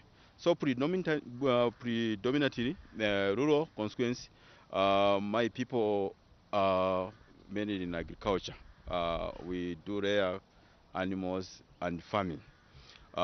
We play a key role in feeding Monze district and other parts of the country. In terms of the population, we should be standing around, I think, 40,000 now. As you are aware, we are going to do another census in this year, in fact, in August. So that I think will give us the good numbers. I must mention that also in terms of the geography, my constituency is peculiar in that I have 5 wards. Out of the 5 wards, 2 wards are in the valley, because as I indicated, I share the boundary with Gwembe. Gwembe predominantly is a valley, and then the other 3 districts, wards are also in a plateau setup. So because of that kind of differentiation, even in terms of the terrain, what you need to do here and there differs quite a lot. So that is the coverage. You may be interested that immediately you leave Magoye River, thereabout after the Magoye Bridge, all that is in my constituency. So the Great North Road coming to Lusaka from Monze, I cover part of the western side of the road. and very near, very close to Monze district, Monze town per se. We are talking about just 3 kilometers from Monze town. Then my constituency begins. But surprisingly so, you may be aware that Momba constituency is one of the smallest constituencies in Monze, in fact in southern province. It's one of the smallest, but terrain-wise is challenging to access some places.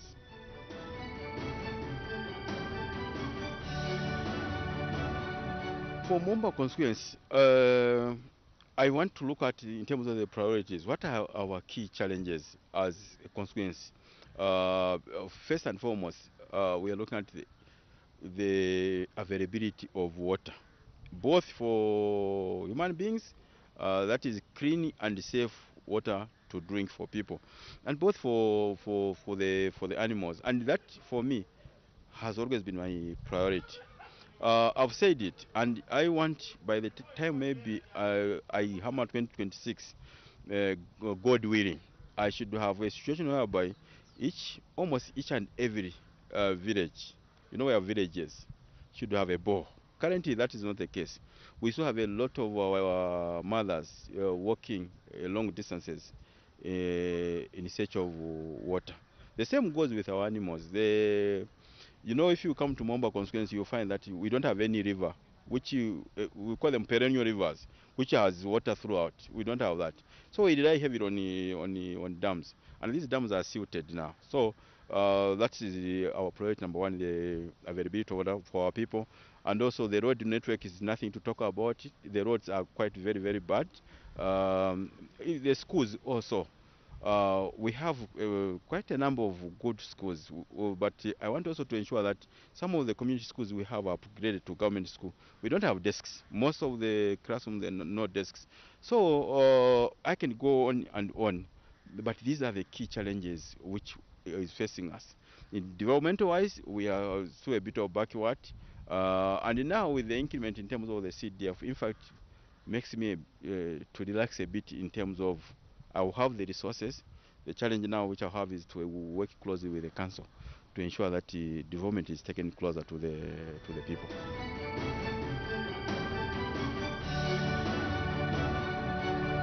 So for the members of constituency, my word always has been that we need to work as a team. If we work as silos, basically we will not achieve anything. And you know, I'm their representative, but this is their job. Together with me, I have to match with their expectations. So my request to them, and I want to thank them. In fact, in the most first place, let me thank them that I've worked in an environment that which is very, very good and conducive with my my people, those I do represent. And I'm hoping that this will continue even in this second term of mine to ensure that we see what we can achieve as a team. If I take a borehole there, I don't want to say I've taken a borehole there. Obviously, that could be my initiative through them. But let it be them saying this is the development we have been crying for. We have worked and we have achieved it together. So I'm asking for their usual support, as always, so that we work as a team to develop the constituency. My doors are open, just like as their doors are open. I've never gone to a place and then they shut me around. So that openness which we have continued to enhance, I think should be encouraged and should going forward. Basically, I just want to request them that we work as a team.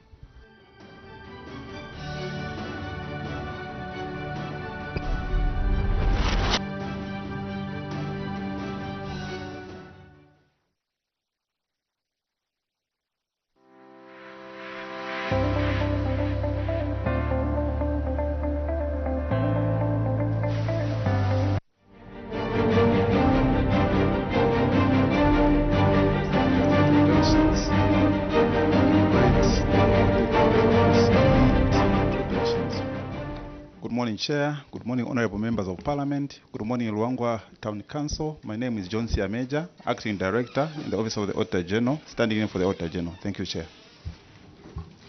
Good morning, Chair. Good morning, members of the Parliament. Good morning, Luangwa Council. My name is Asishwati Kawila.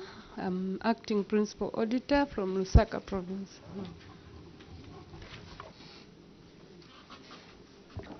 Morning, Chair. Morning, Council. My name is Mulia Ancient. I'm the Assistant Auditor from Lusaka. Good morning, Chair. My name is Luvinda Sinyani from the Planning and Research Department in the Office of the Auditor General. Thank you. Good morning, Chair. Good morning, honorable members. Good morning, Luangwa. My name is Cataloinde Matthews from the Office of the Control of Internal Audit. Thank you. Good morning, Chair, and good morning, honorable members of Parliament, and good morning, Luangwa Town Council. My name is Oscar Nyarenda from the Office of the Accountant General, Minister of Finance and National Planning. Good morning, Honorable Chair and the Honorable Members of Parliament. Luangwa, you're welcome. I'm Edwin Sirimba from Ministry of Local Government and Rural Development.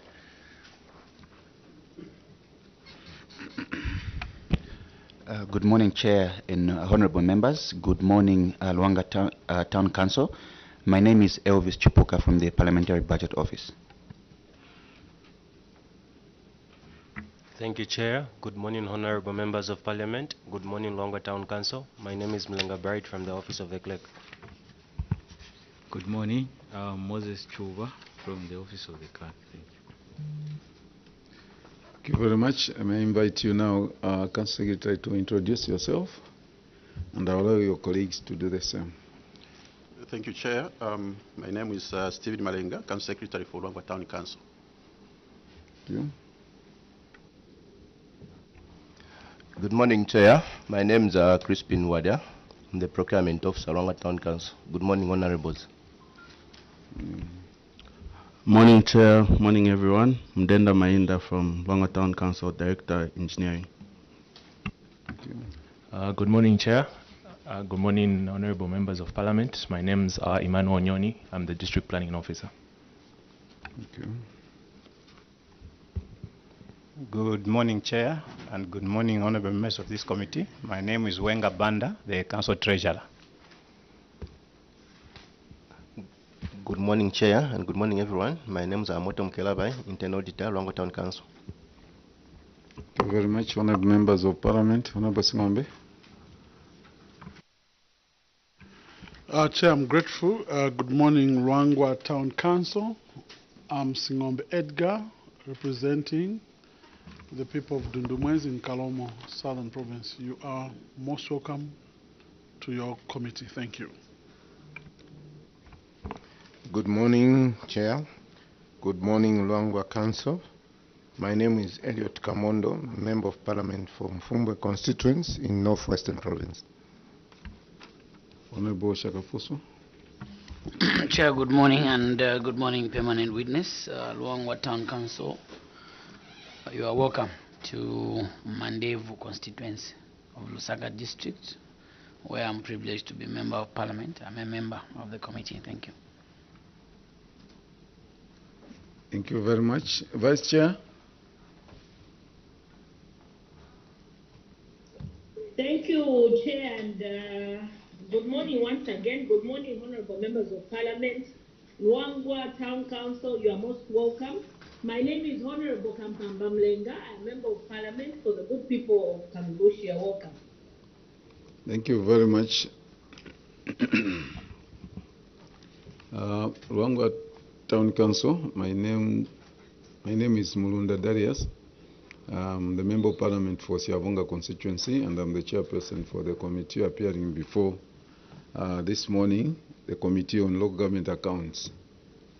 Members of Parliament witness under Cap 12 of the laws of Zambia enjoy the immunity in the House, and the same is extended to you when you appear before any parliamentary committee, that whatever you say during our interaction will not be used against you.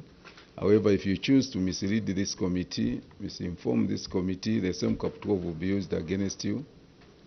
But I have no doubt in my mind that you would do that. You mislead this committee, but that you are going to give us factual information this morning, the useful information that will help us generate a very good report, which report we will then submit before Right Honorable Madam Speaker in the main house. With that said now, Council Secretary, I want to invite you to make your submission before this committee with the further guidance that you are only going to highlight the query. Of course, you lead us to your management responses.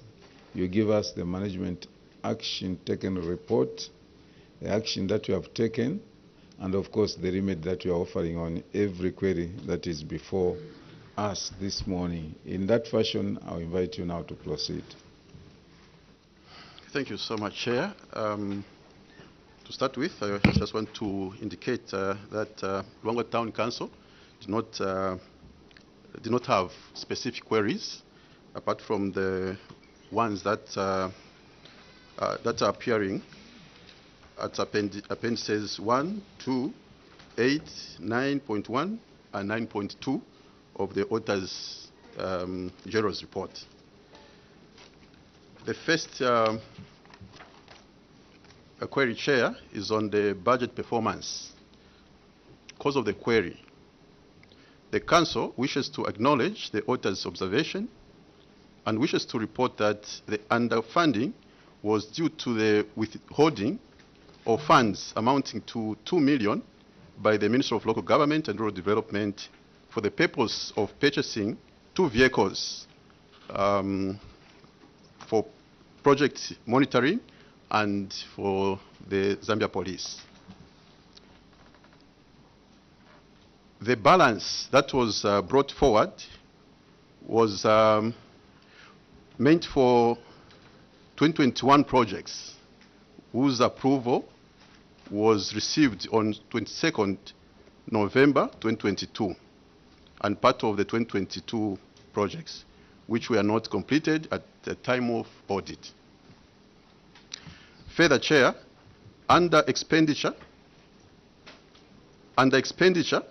was due to the delay in approving the projects by the Ministry of Local Government and Rural Development and clearance of contract by the Director of Finance at Provincial Administration and Attorney General, respectively.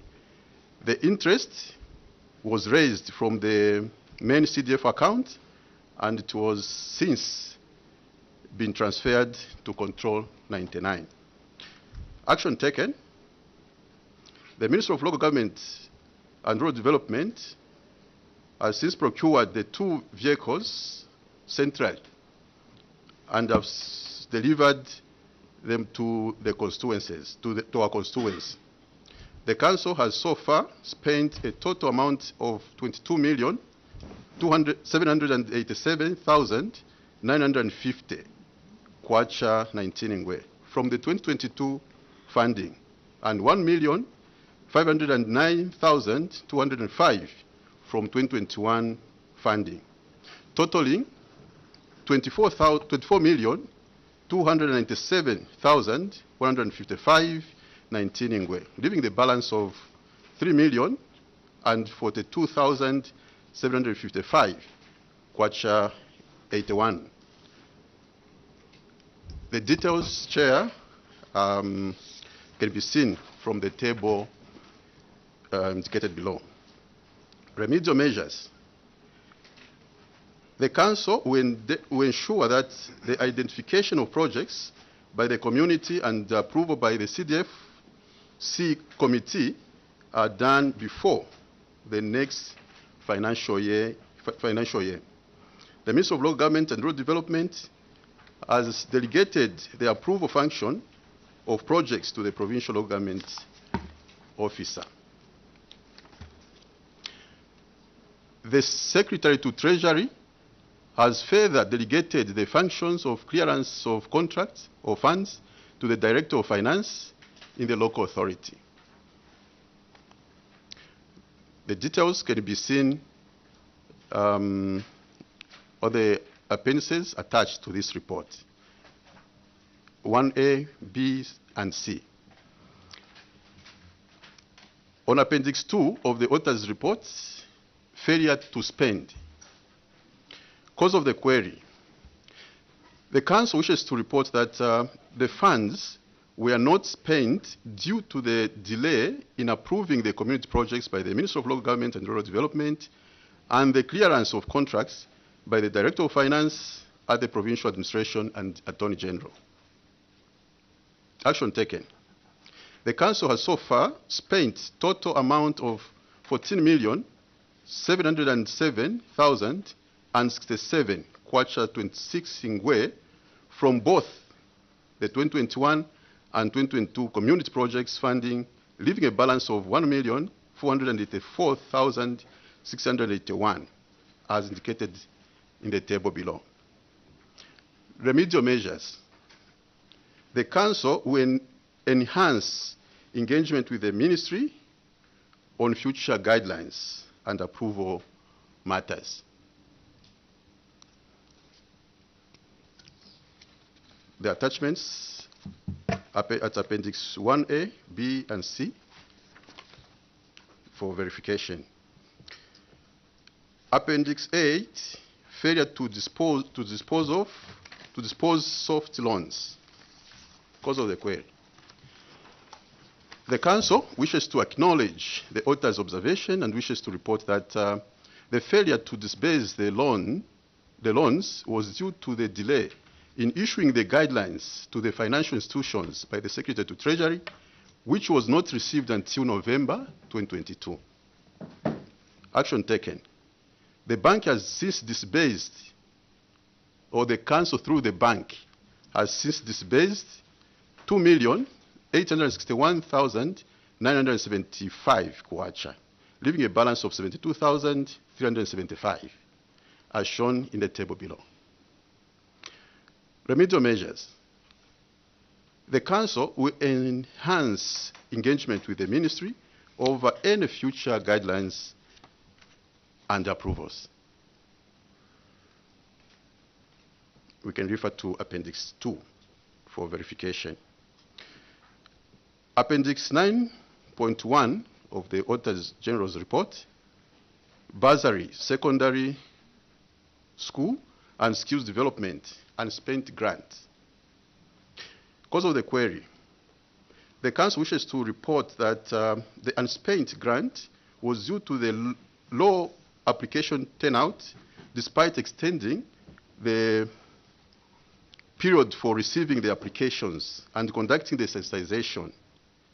During the period under review, the bursaries did not cover accommodation and meals for students willing to undertake skills development training. So that was also contributed. Action taken. The Council wishes to report that the successful applicants were paid for and the funds amounting to 3,955,610 were varied to community projects, such as procurement of desks, drilling of 17 boreholes in all the 17 wards, and the construction of an ablution block at Lunia Market. The details are there in the table below. Remedial measures. The Ministry has since given the guidance to the authority to include accommodation and meals, and this has led to an increase in the number of applications received under 2023 and 2024 allocation. We can kindly refer to Appendix 3 for verification. Under Appendix 1.2 of the Auditor General's report, query, bursary, secondary school boarding, and skills development, failure to report. Cause of the query. The Council wishes to report that the students abandoned classes despite being paid for due to other personal commitments by the students. Action taken. The Council recovered the funds for 26 students amounting to 125,580 kwacha from the school by way of deducting from the 2023 fees that were due to Zalo Skills Training Institute, as shown in the table below.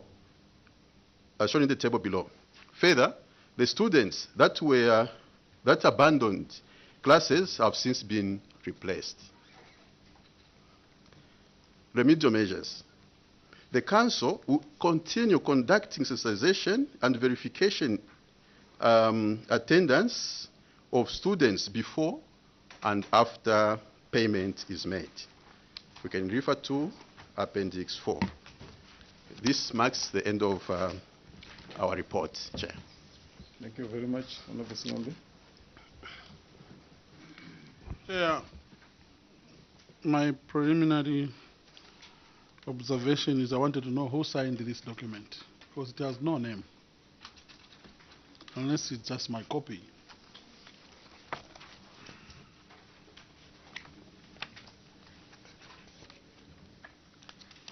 Secretary, is this your document? Yes, Chair. I think I signed all the documents. Certain documents maybe for the we are saying the name, the signature, and the stamp is there. What's your name? My name is Stephen Malenga. Oh. No, I think it's only your copy that has a name. The rest they have only a stamp and the signature.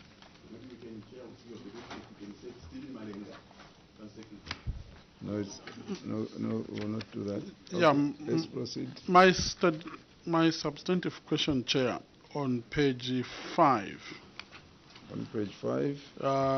Bursaries. Chair, there you will note from that table that about 27 students did not report to their various schools or colleges. Is there any steps that your local authority has taken to ensure that those who apply actually comply? Because you see now, this has tended to be an audit query. People applied and about 27 did not report. Chair, I also wanted to know, what was the total number of applicants for us to kind of measure? Because without us knowing the total number of applicants, we may not be maybe dealing with the real situation. How many had applied and how many actually reported, for us to have this figure of 27 who did not apply? Thank you, Chair. Secretary. Thank you, Chair. I'll refer, with your permission, I refer that to DPO. DPO. Thank you, Chair. Maybe I'll start with the first question, which relates to what are the actions that we've put in place for us to ensure that we don't have students that after applying then they abandon. So during the first approval, the first in 2022, sorry, what we did was we ensured whenever we received we didn't pay until a school sends us a demand notice saying that these are the students that are present and this is how much is due. So after that, after making payment, we send in the auditors who go in to check and ensure that these students have actually reported. But going forward, because one of the biggest issues is that at the time of application, the person comes in with hopes of actually going to school. But afterwards, they tend to abandon. But most of the issues were relating to not having the meal allowances or maybe meals. But after the guidance that was given by the ministry, I think now the number of abandonment have really reduced. I don't know if I've really answered that question in totality. Then maybe let me just answer the second one. Yeah. The second one is how many students had applied. So the total number that we received for the skills development bursary is 139 that we sponsored under 2022. Thank you. Yes, please. Chair, I just wanted to be crystal clear as to at what point do you make your payments? If I heard you correctly, you said upon receiving, is it the demand notice? Then that's when you make your payment. Just clear my mind. At what point do you exactly make a payment? Is it after the auditors have done a head count, or it's upon receiving the demand notice from an institution? Council Secretary. Thank you, Chair. Like in 2022, what we are doing actually was that the institution could send the demand notice, and we verify with DPO, because the demand notice would bear the names and the signatures for the students. So when we look at that, then we can make, we used to make a payment. And then later on, we send the auditor to go and verify, now doing the head count. So it was even during this same 26 students who missed, it was during that period, the time when the auditors went now to verify. And it wasn't even difficult for us to deduct the funds, because we normally engage this institution that if you give us a wrong demand notice, and we base on that demand notice to pay you, then those students, if we come and verify and we see that those students are not there, then we'll recover the funds. So that's how we are doing. But going forward, we have seen that prior to the payment, we need to send the auditor to go and verify. Even after the payment is made, we need again to send the auditor to verify and ensure that those students are actually in school. Honorable Shakafuso. Thank you, Chair. on the same bursary issue, I note that you varied a total of 3.9, and you have only attached authority for 1.4. Where is the authority for 2.5? The letter that you wrote to PLG or in April, I've had sight of that, but I've not seen the reply. And then, what evidence do you have to show this committee that you indeed undertook a lot of sensitization for the improved uptake of this bursary? I've not seen anything in this committee. Do you have anything to show this committee? Council Secretary. The 1.4, that was the first variation from the 2022 funding, and the attachment is there. Yes, the attachment is there, Chair. And come to the evidence as regard to sensitization. We may not have the pictures and the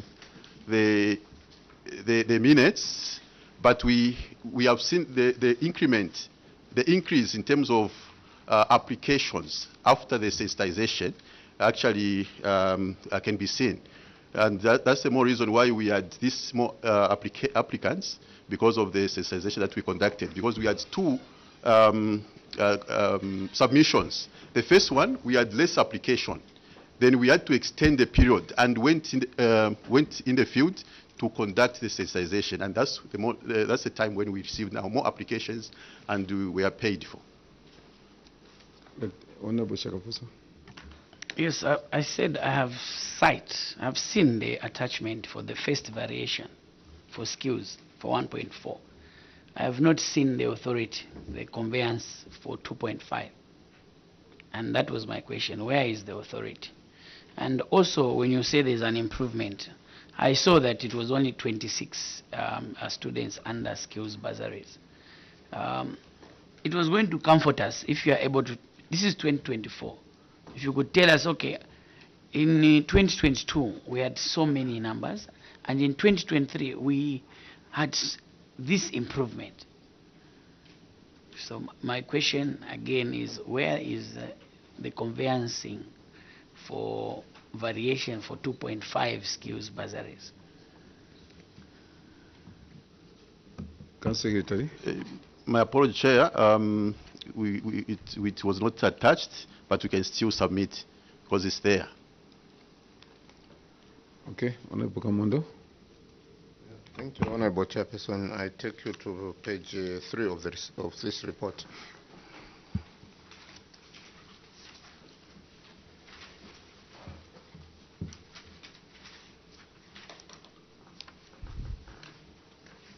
Yes. Now we can go to page, I think page 4.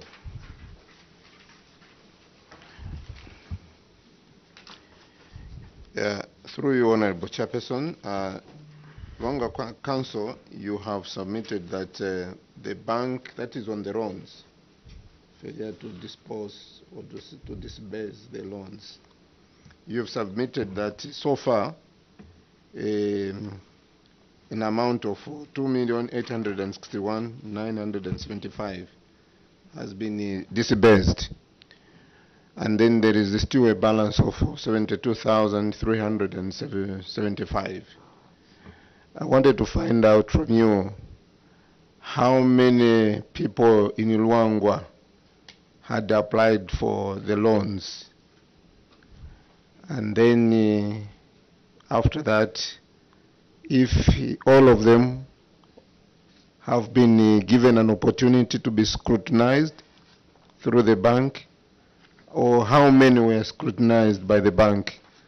If it is the same amount, then that's fine. But if not, why is it that you have still retained this amount of money in the bank when, according to the information that I have from this report, about 70 applicants applied, but those that were approved are less than, I'm sure there are maybe about 20.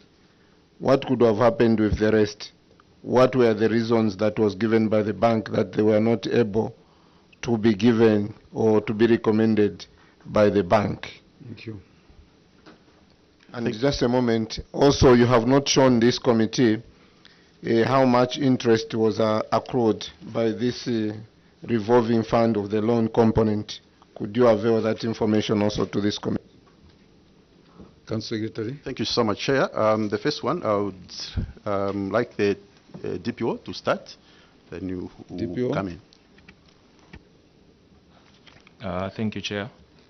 So we received the total number of 70 applications. Let me just refer to that. About 70. That's Appendix 2. Appendix 2. Appendix 2? Okay. Yeah.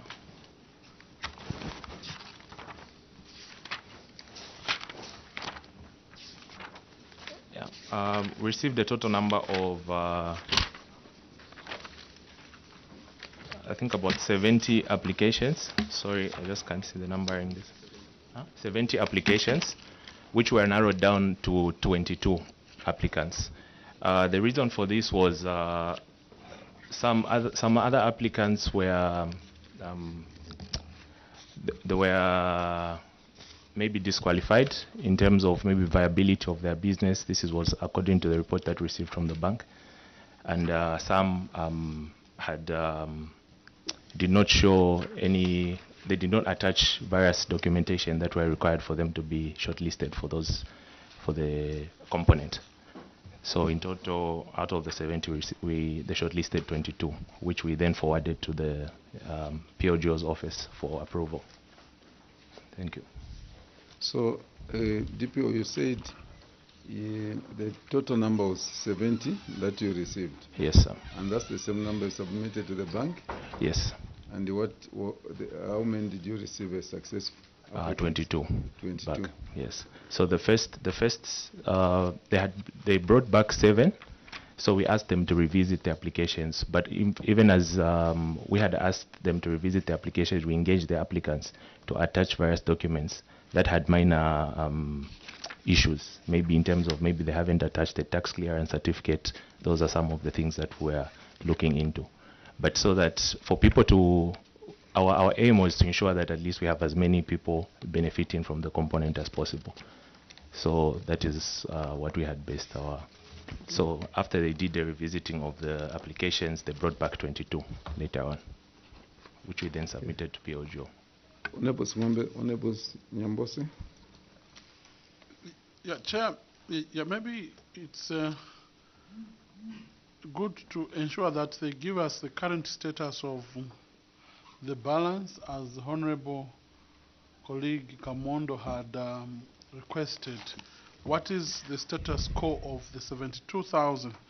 I know this was maybe at a time of audit, and with time, is there no one who is interested to apply for this 72,000 that is sitting idle when a number of our people are looking for startup capital? Thank you. Honorable Nyambose, just taking note of the first question. Thank you, Chair. My name is Mishek Mtetwa Nyambose, representing the special people of Chasefu constituency in Eastern Province, and a member of this committee. Chair, I just wanted to engage the DPO on the numbers that seem to be less. The first batch, maybe applications were about 70. So those who are successful were just about 22. And some of them you had to get involved to ensure that they dealt with those minor issues which the banks or the bank observed. My question is, just in a way of learning DPO and the team, what is the starting point for one to get a loan? Is it direct engagement with the bank, or they first get through to engage with you as a council and you take them through what they are supposed to do for them to qualify for the loans, such that when you have a thorough engagement, and effective engagement, you have very few people to drop out from the bank. But in this case, a huge number who applied were not picked by the bank. As an office or DPO, didn't you deal with these issues before the bank could come in and just verify whether those issues were in place? Did you go through them, or did you take these people through, or you just let them and they're the first contact with the bank officials who are the ones who said these are the things which are omitted because the numbers are worrying, the money is there? I submit, Chair. Secretary. Sorry, sir, that's an addition on his concern. Okay. My sincere apologies. CS, I also wanted to know, you are saying 70 had applied. My question is, if the bank had approved, let's say, for argument's sake, 50, where was the money going to come from? Because from the 70 who applied, there was only 20 chair who were picked, leaving a balance of 72. Now, in an event that 50 people were picked, what could have been your position as a local authority to satisfy that big number, since you allowed all the 70 applicants to go through to the bank? Secretary. Thank you, Chair. I will start, and I'll be helped by my colleagues. The question as to whether we had an engagement with the applicants. Yes, the first contact from the WDC is the council. And the officers actually have been going in the field to sensitize the community, the applicants, and even how to apply. Now, as we have indicated in our submission, we had the challenge in 2022 because of the guidelines. Came very late. Even for us, in fact, we are ahead in terms of submission. Those who applied for loan applications actually had even submitted that's when now we were receiving the guidelines on how to go about this. So that actually contributed to the delay. And when we received now those guidelines, we had to send them back. Even the application forms came very late. So that's why we had a lot of irregularities, a lot of challenges in terms of implementation of this. Otherwise, the issue to do with engagement, we had to engage them, and they submitted the application forms, and we took them to the bank. Now, in terms of shortlisting, as CDF committee, they thought, I may speak for them, is the secretariat, I think you come in to correct me, to allow the bank have a wider coverage in terms of selection. Then we select and take it to the bank. Then the bank, like what happened, they just screened only 7 in the first submission. Out of the 70, they screened only 7, and then later on, when they submitted 7, we said we can't proceed to submit this proposal to the ministry. So we had to to take it back to the bank after the community have applied and attached those documents that we are missing according to the recommendation that came from the bank. That's how now we had 22 shortlisted from the bank, and those are the people that benefited from the allocation. Honorable Nyambose. Yeah, I just wanted to follow up with the question or the issue raised by the council secretary and the team. Are you confirming to this committee that the people who should have the first and should be knowledgeable about the facilities or services that are being offered to the council are supposed to be yourselves? And if that is the case, you agree with me that you should be knowledgeable about all the requirements by the bank. Why is it that when you say you had an engagement with these applicants, you went through them and you said you visited them, you sensitized them? When you use the word sensitization, you are telling them about those loan applicants to say for you to qualify, you need this document, you need this, you need to have this, you need to have this. And you as an office, DPO and the team, you are fully satisfied that according to my knowledge, this person qualifies for a loan. The bank will have nothing to reject. Then you take them to the bank. Then the bank rejects a number of them by saying that they don't have this and this document. When those documents passed through your hands and your office, I could be thinking loud, maybe it's not the case. You don't allow them, they just have first contact with the bank. If they have contact with yourselves before the bank, why should you have, the bank should have those problems bringing them out and rejecting some people? Because the issue here, there's so much demand. As one of my colleagues has asked, those who approved 22, you might be surprised that they're not even vulnerable. They could be coming from one ward, or they could be coming from one family. But if all of them are properly assessed before you submit to the bank, and you are satisfied, the bank cannot reject. My question is, why should we have a huge number that should be retained by the bank? For your information, as I wound up chair, this matter is coming out not only in Wangwa but in certain few councils. And what I pick is that you as officers, you are not doing due diligence and you are not doing the expected job to help these people. As long as WDCs they bring, then you are satisfied.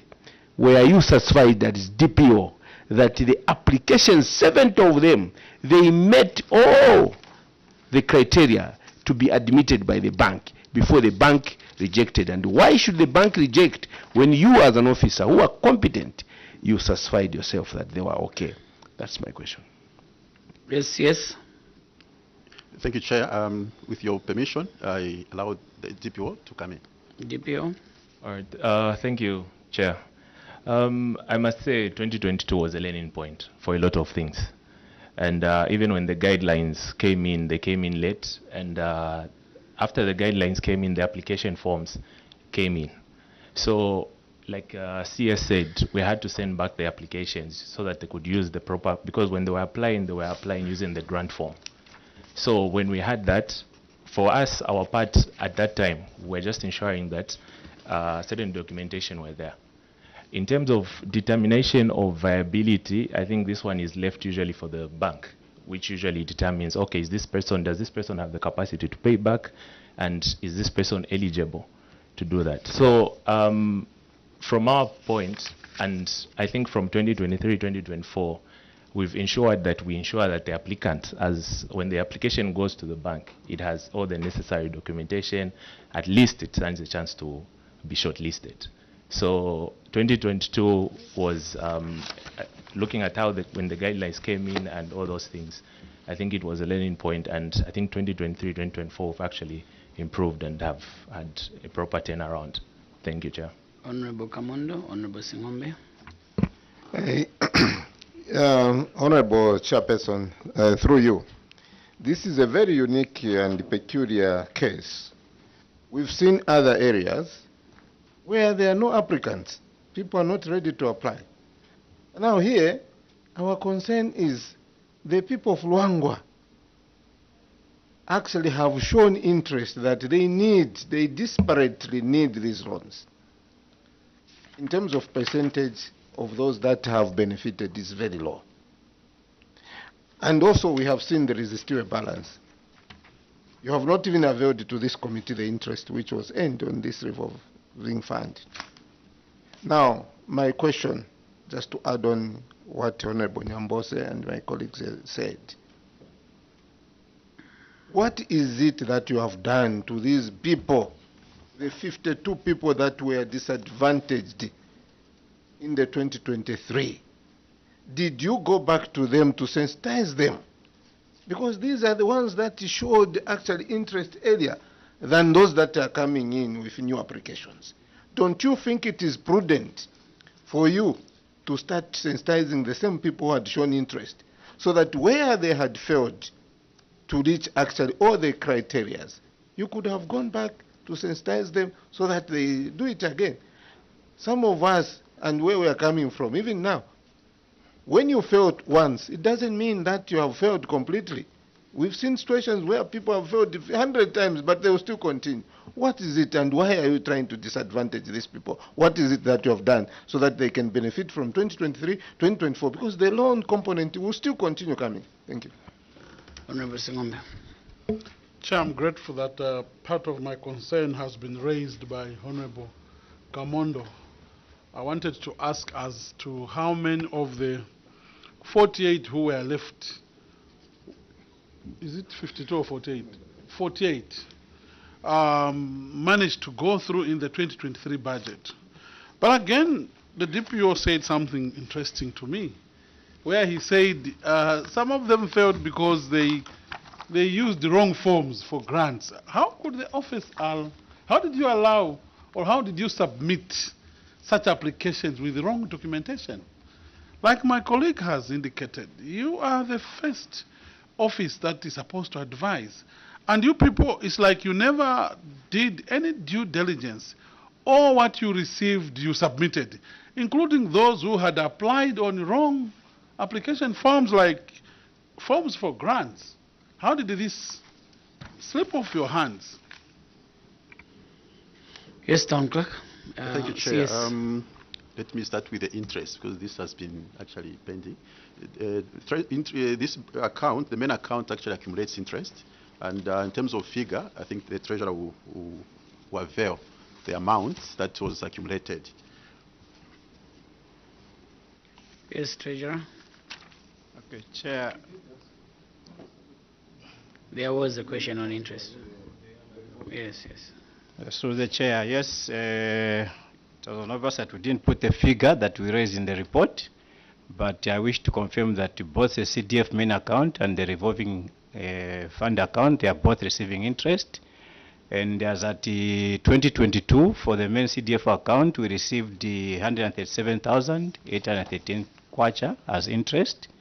And on the revolving, we received 217,628 kwacha, which the funds under the main account were even transferred to the Ministry of Finance account as guided, which maybe later on we request for those funds when we sit as a committee to look at what projects we can do with those funds. Another questions? question as regards to what have we done about the unsuccessful loan applicants. TPO? All right. So I just wanted to clarify on the issue of the grant forms. So initially they had applied using the grant forms. So when the loan application form came out, we sent them back to the applicants and they brought in the applications back with the loan application forms. Yeah. Then with regards to the ones that that were unsuccessful, we gave them an opportunity. So initially they had applied maybe a club would apply for a grant and a loan. But because of the delay that had happened in terms of the loan, some of the grant applicants, because the grant process was faster than the loan, so some of them benefited from the grants, and in the next year we advised them to apply for the loans. So we had applicants that maybe they had applied for the loans and the grant. So the ones that benefited from the grant, in 2022 they could not benefit from the loan, and we advised them to apply for loans in 2023.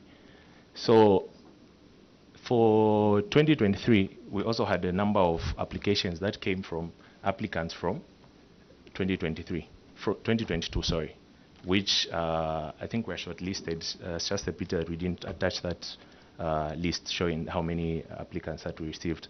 But most of them opted for grants. But again, I think this year we've had more applicants for the loans, which we've since at least ensured that we did our due diligence, we helped them and ensured that applications that were going to the bank had all documentations and at least could show that this business is eligible for benefiting from a loan. Thank you. Honorable Nyambos. Chair, it can be a question or a comment. What we have learned, there is a temptation. This question, don't take it lightly, where we want to find out those who never benefited were left out, but later on they were cleared.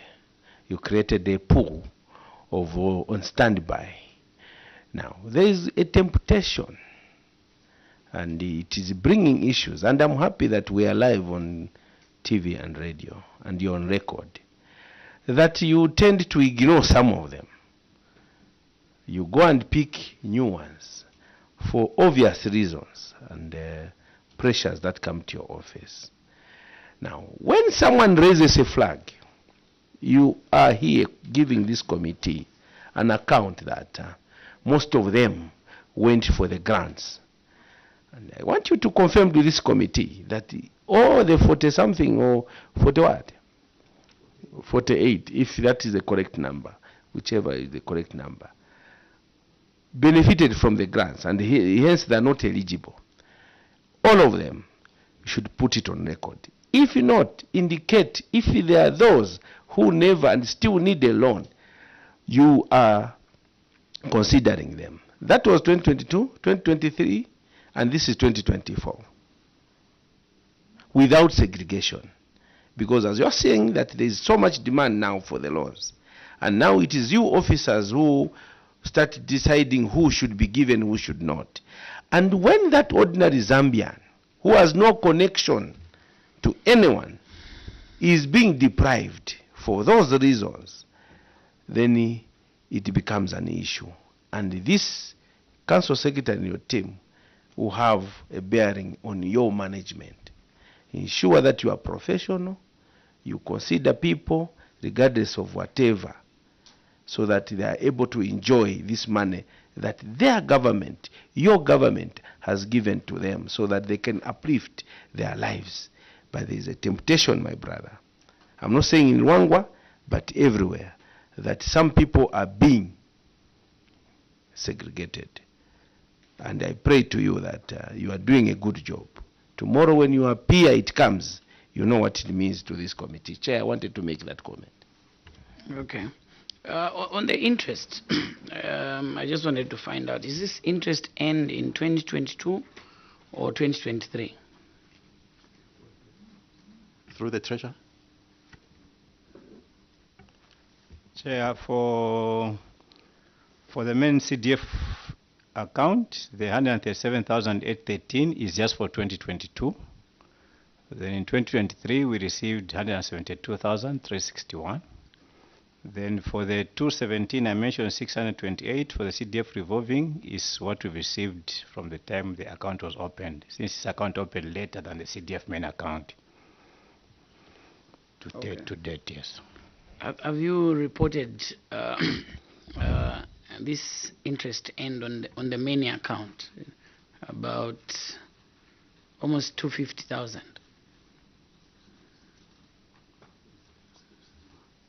Saying have we reported to the CDF committee? Yes, in the last CDF committee, we reported a total of 310,175 for the 2 years, which we also reported that we have since transferred the Minister of Finance account as advised. Then once we have another meeting, like I mentioned earlier on, addition will be made, then those funds will be requested for back to the constituency. Why didn't you make a decision to recall this money in the same CDF committee? I think there were still a number of issues that the CDF committee wanted to look at, looking at the number of projects that had remained unattended to, and the amount involved against the projects to be done. So there's one particular project they decided that should be done, but we need to look at the balances that we're going to have once we do a final report on the other one, so that now we can make a decision as to get those funds together, the change on the other projects, and fund a particular project. So you mean you funded all the request of development from 2022 and 2023? The projects that came from the community? Okay, if we say we funded all, I think that won't be the correct position, because the applications or the requests, normally they are more than the funds available. And that is my point. Yes. So normally any more interventions, honorable members? Chair, I think that is for you. It's a general scenario in most councils. I'm talking about from experience. They rarely report about the interest to the CDF committees. And what I'm saying is correct, and CS you will bear with me, that you rarely report the interest end to the CDF committee. I'm a member of parliament, and I'm not exempted. My council is not exempted. They rarely report and what they want to do with that money. So, Chair, your question was very spot on, and it's a good one, and it's a thing for you. I know that is a scenario. If you had given them that you had some shortfalls, and we have money this side, which CDF committee can refuse to ask you to bring that money so that it can do a project? But we don't give a complete scenario that we have money that we can recall. I'm talking from experience. Chair, I wasn't there when you started. My apologies. No, it's fine. But I wanted to give a word to the CS. CS, you came from which council? From Seshekes, Chair. Yeah. I just wanted to give you counsel. Your mic. In Sesheke, you left a lot of problems. I'm sure the chairman, if he told you. We wanted to have a report for Sesheke with us here. Did you have it? We wanted, as you are reporting, we wanted the Sesheke report, Chair. Yesterday you were not there. So I just pray to you that do a good thing for Wangwa. That's my submission. Maybe Chair, just a comment on that one.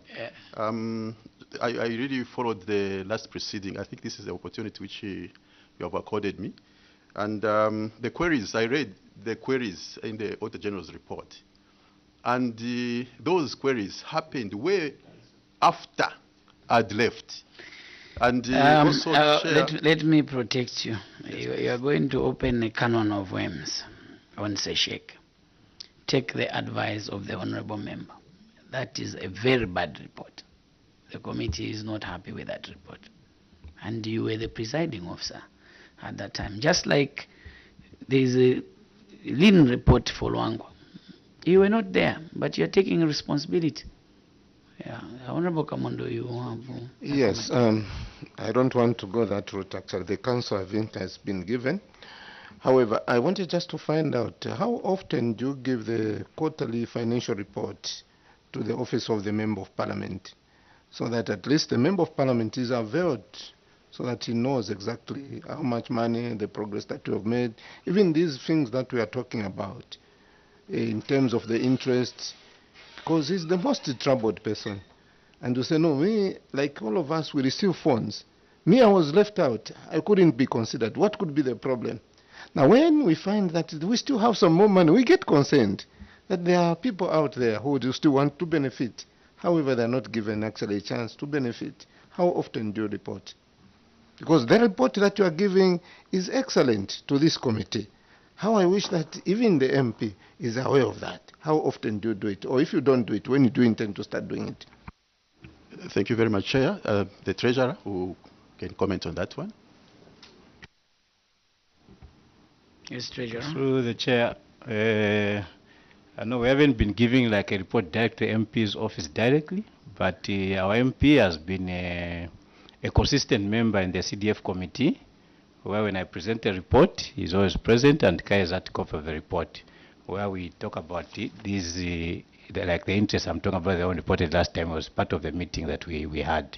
So that's how he gets his reports. But maybe going forward, we may just have to do a separate report for him direct to his office, so that it can be updated area even before the meetings come in.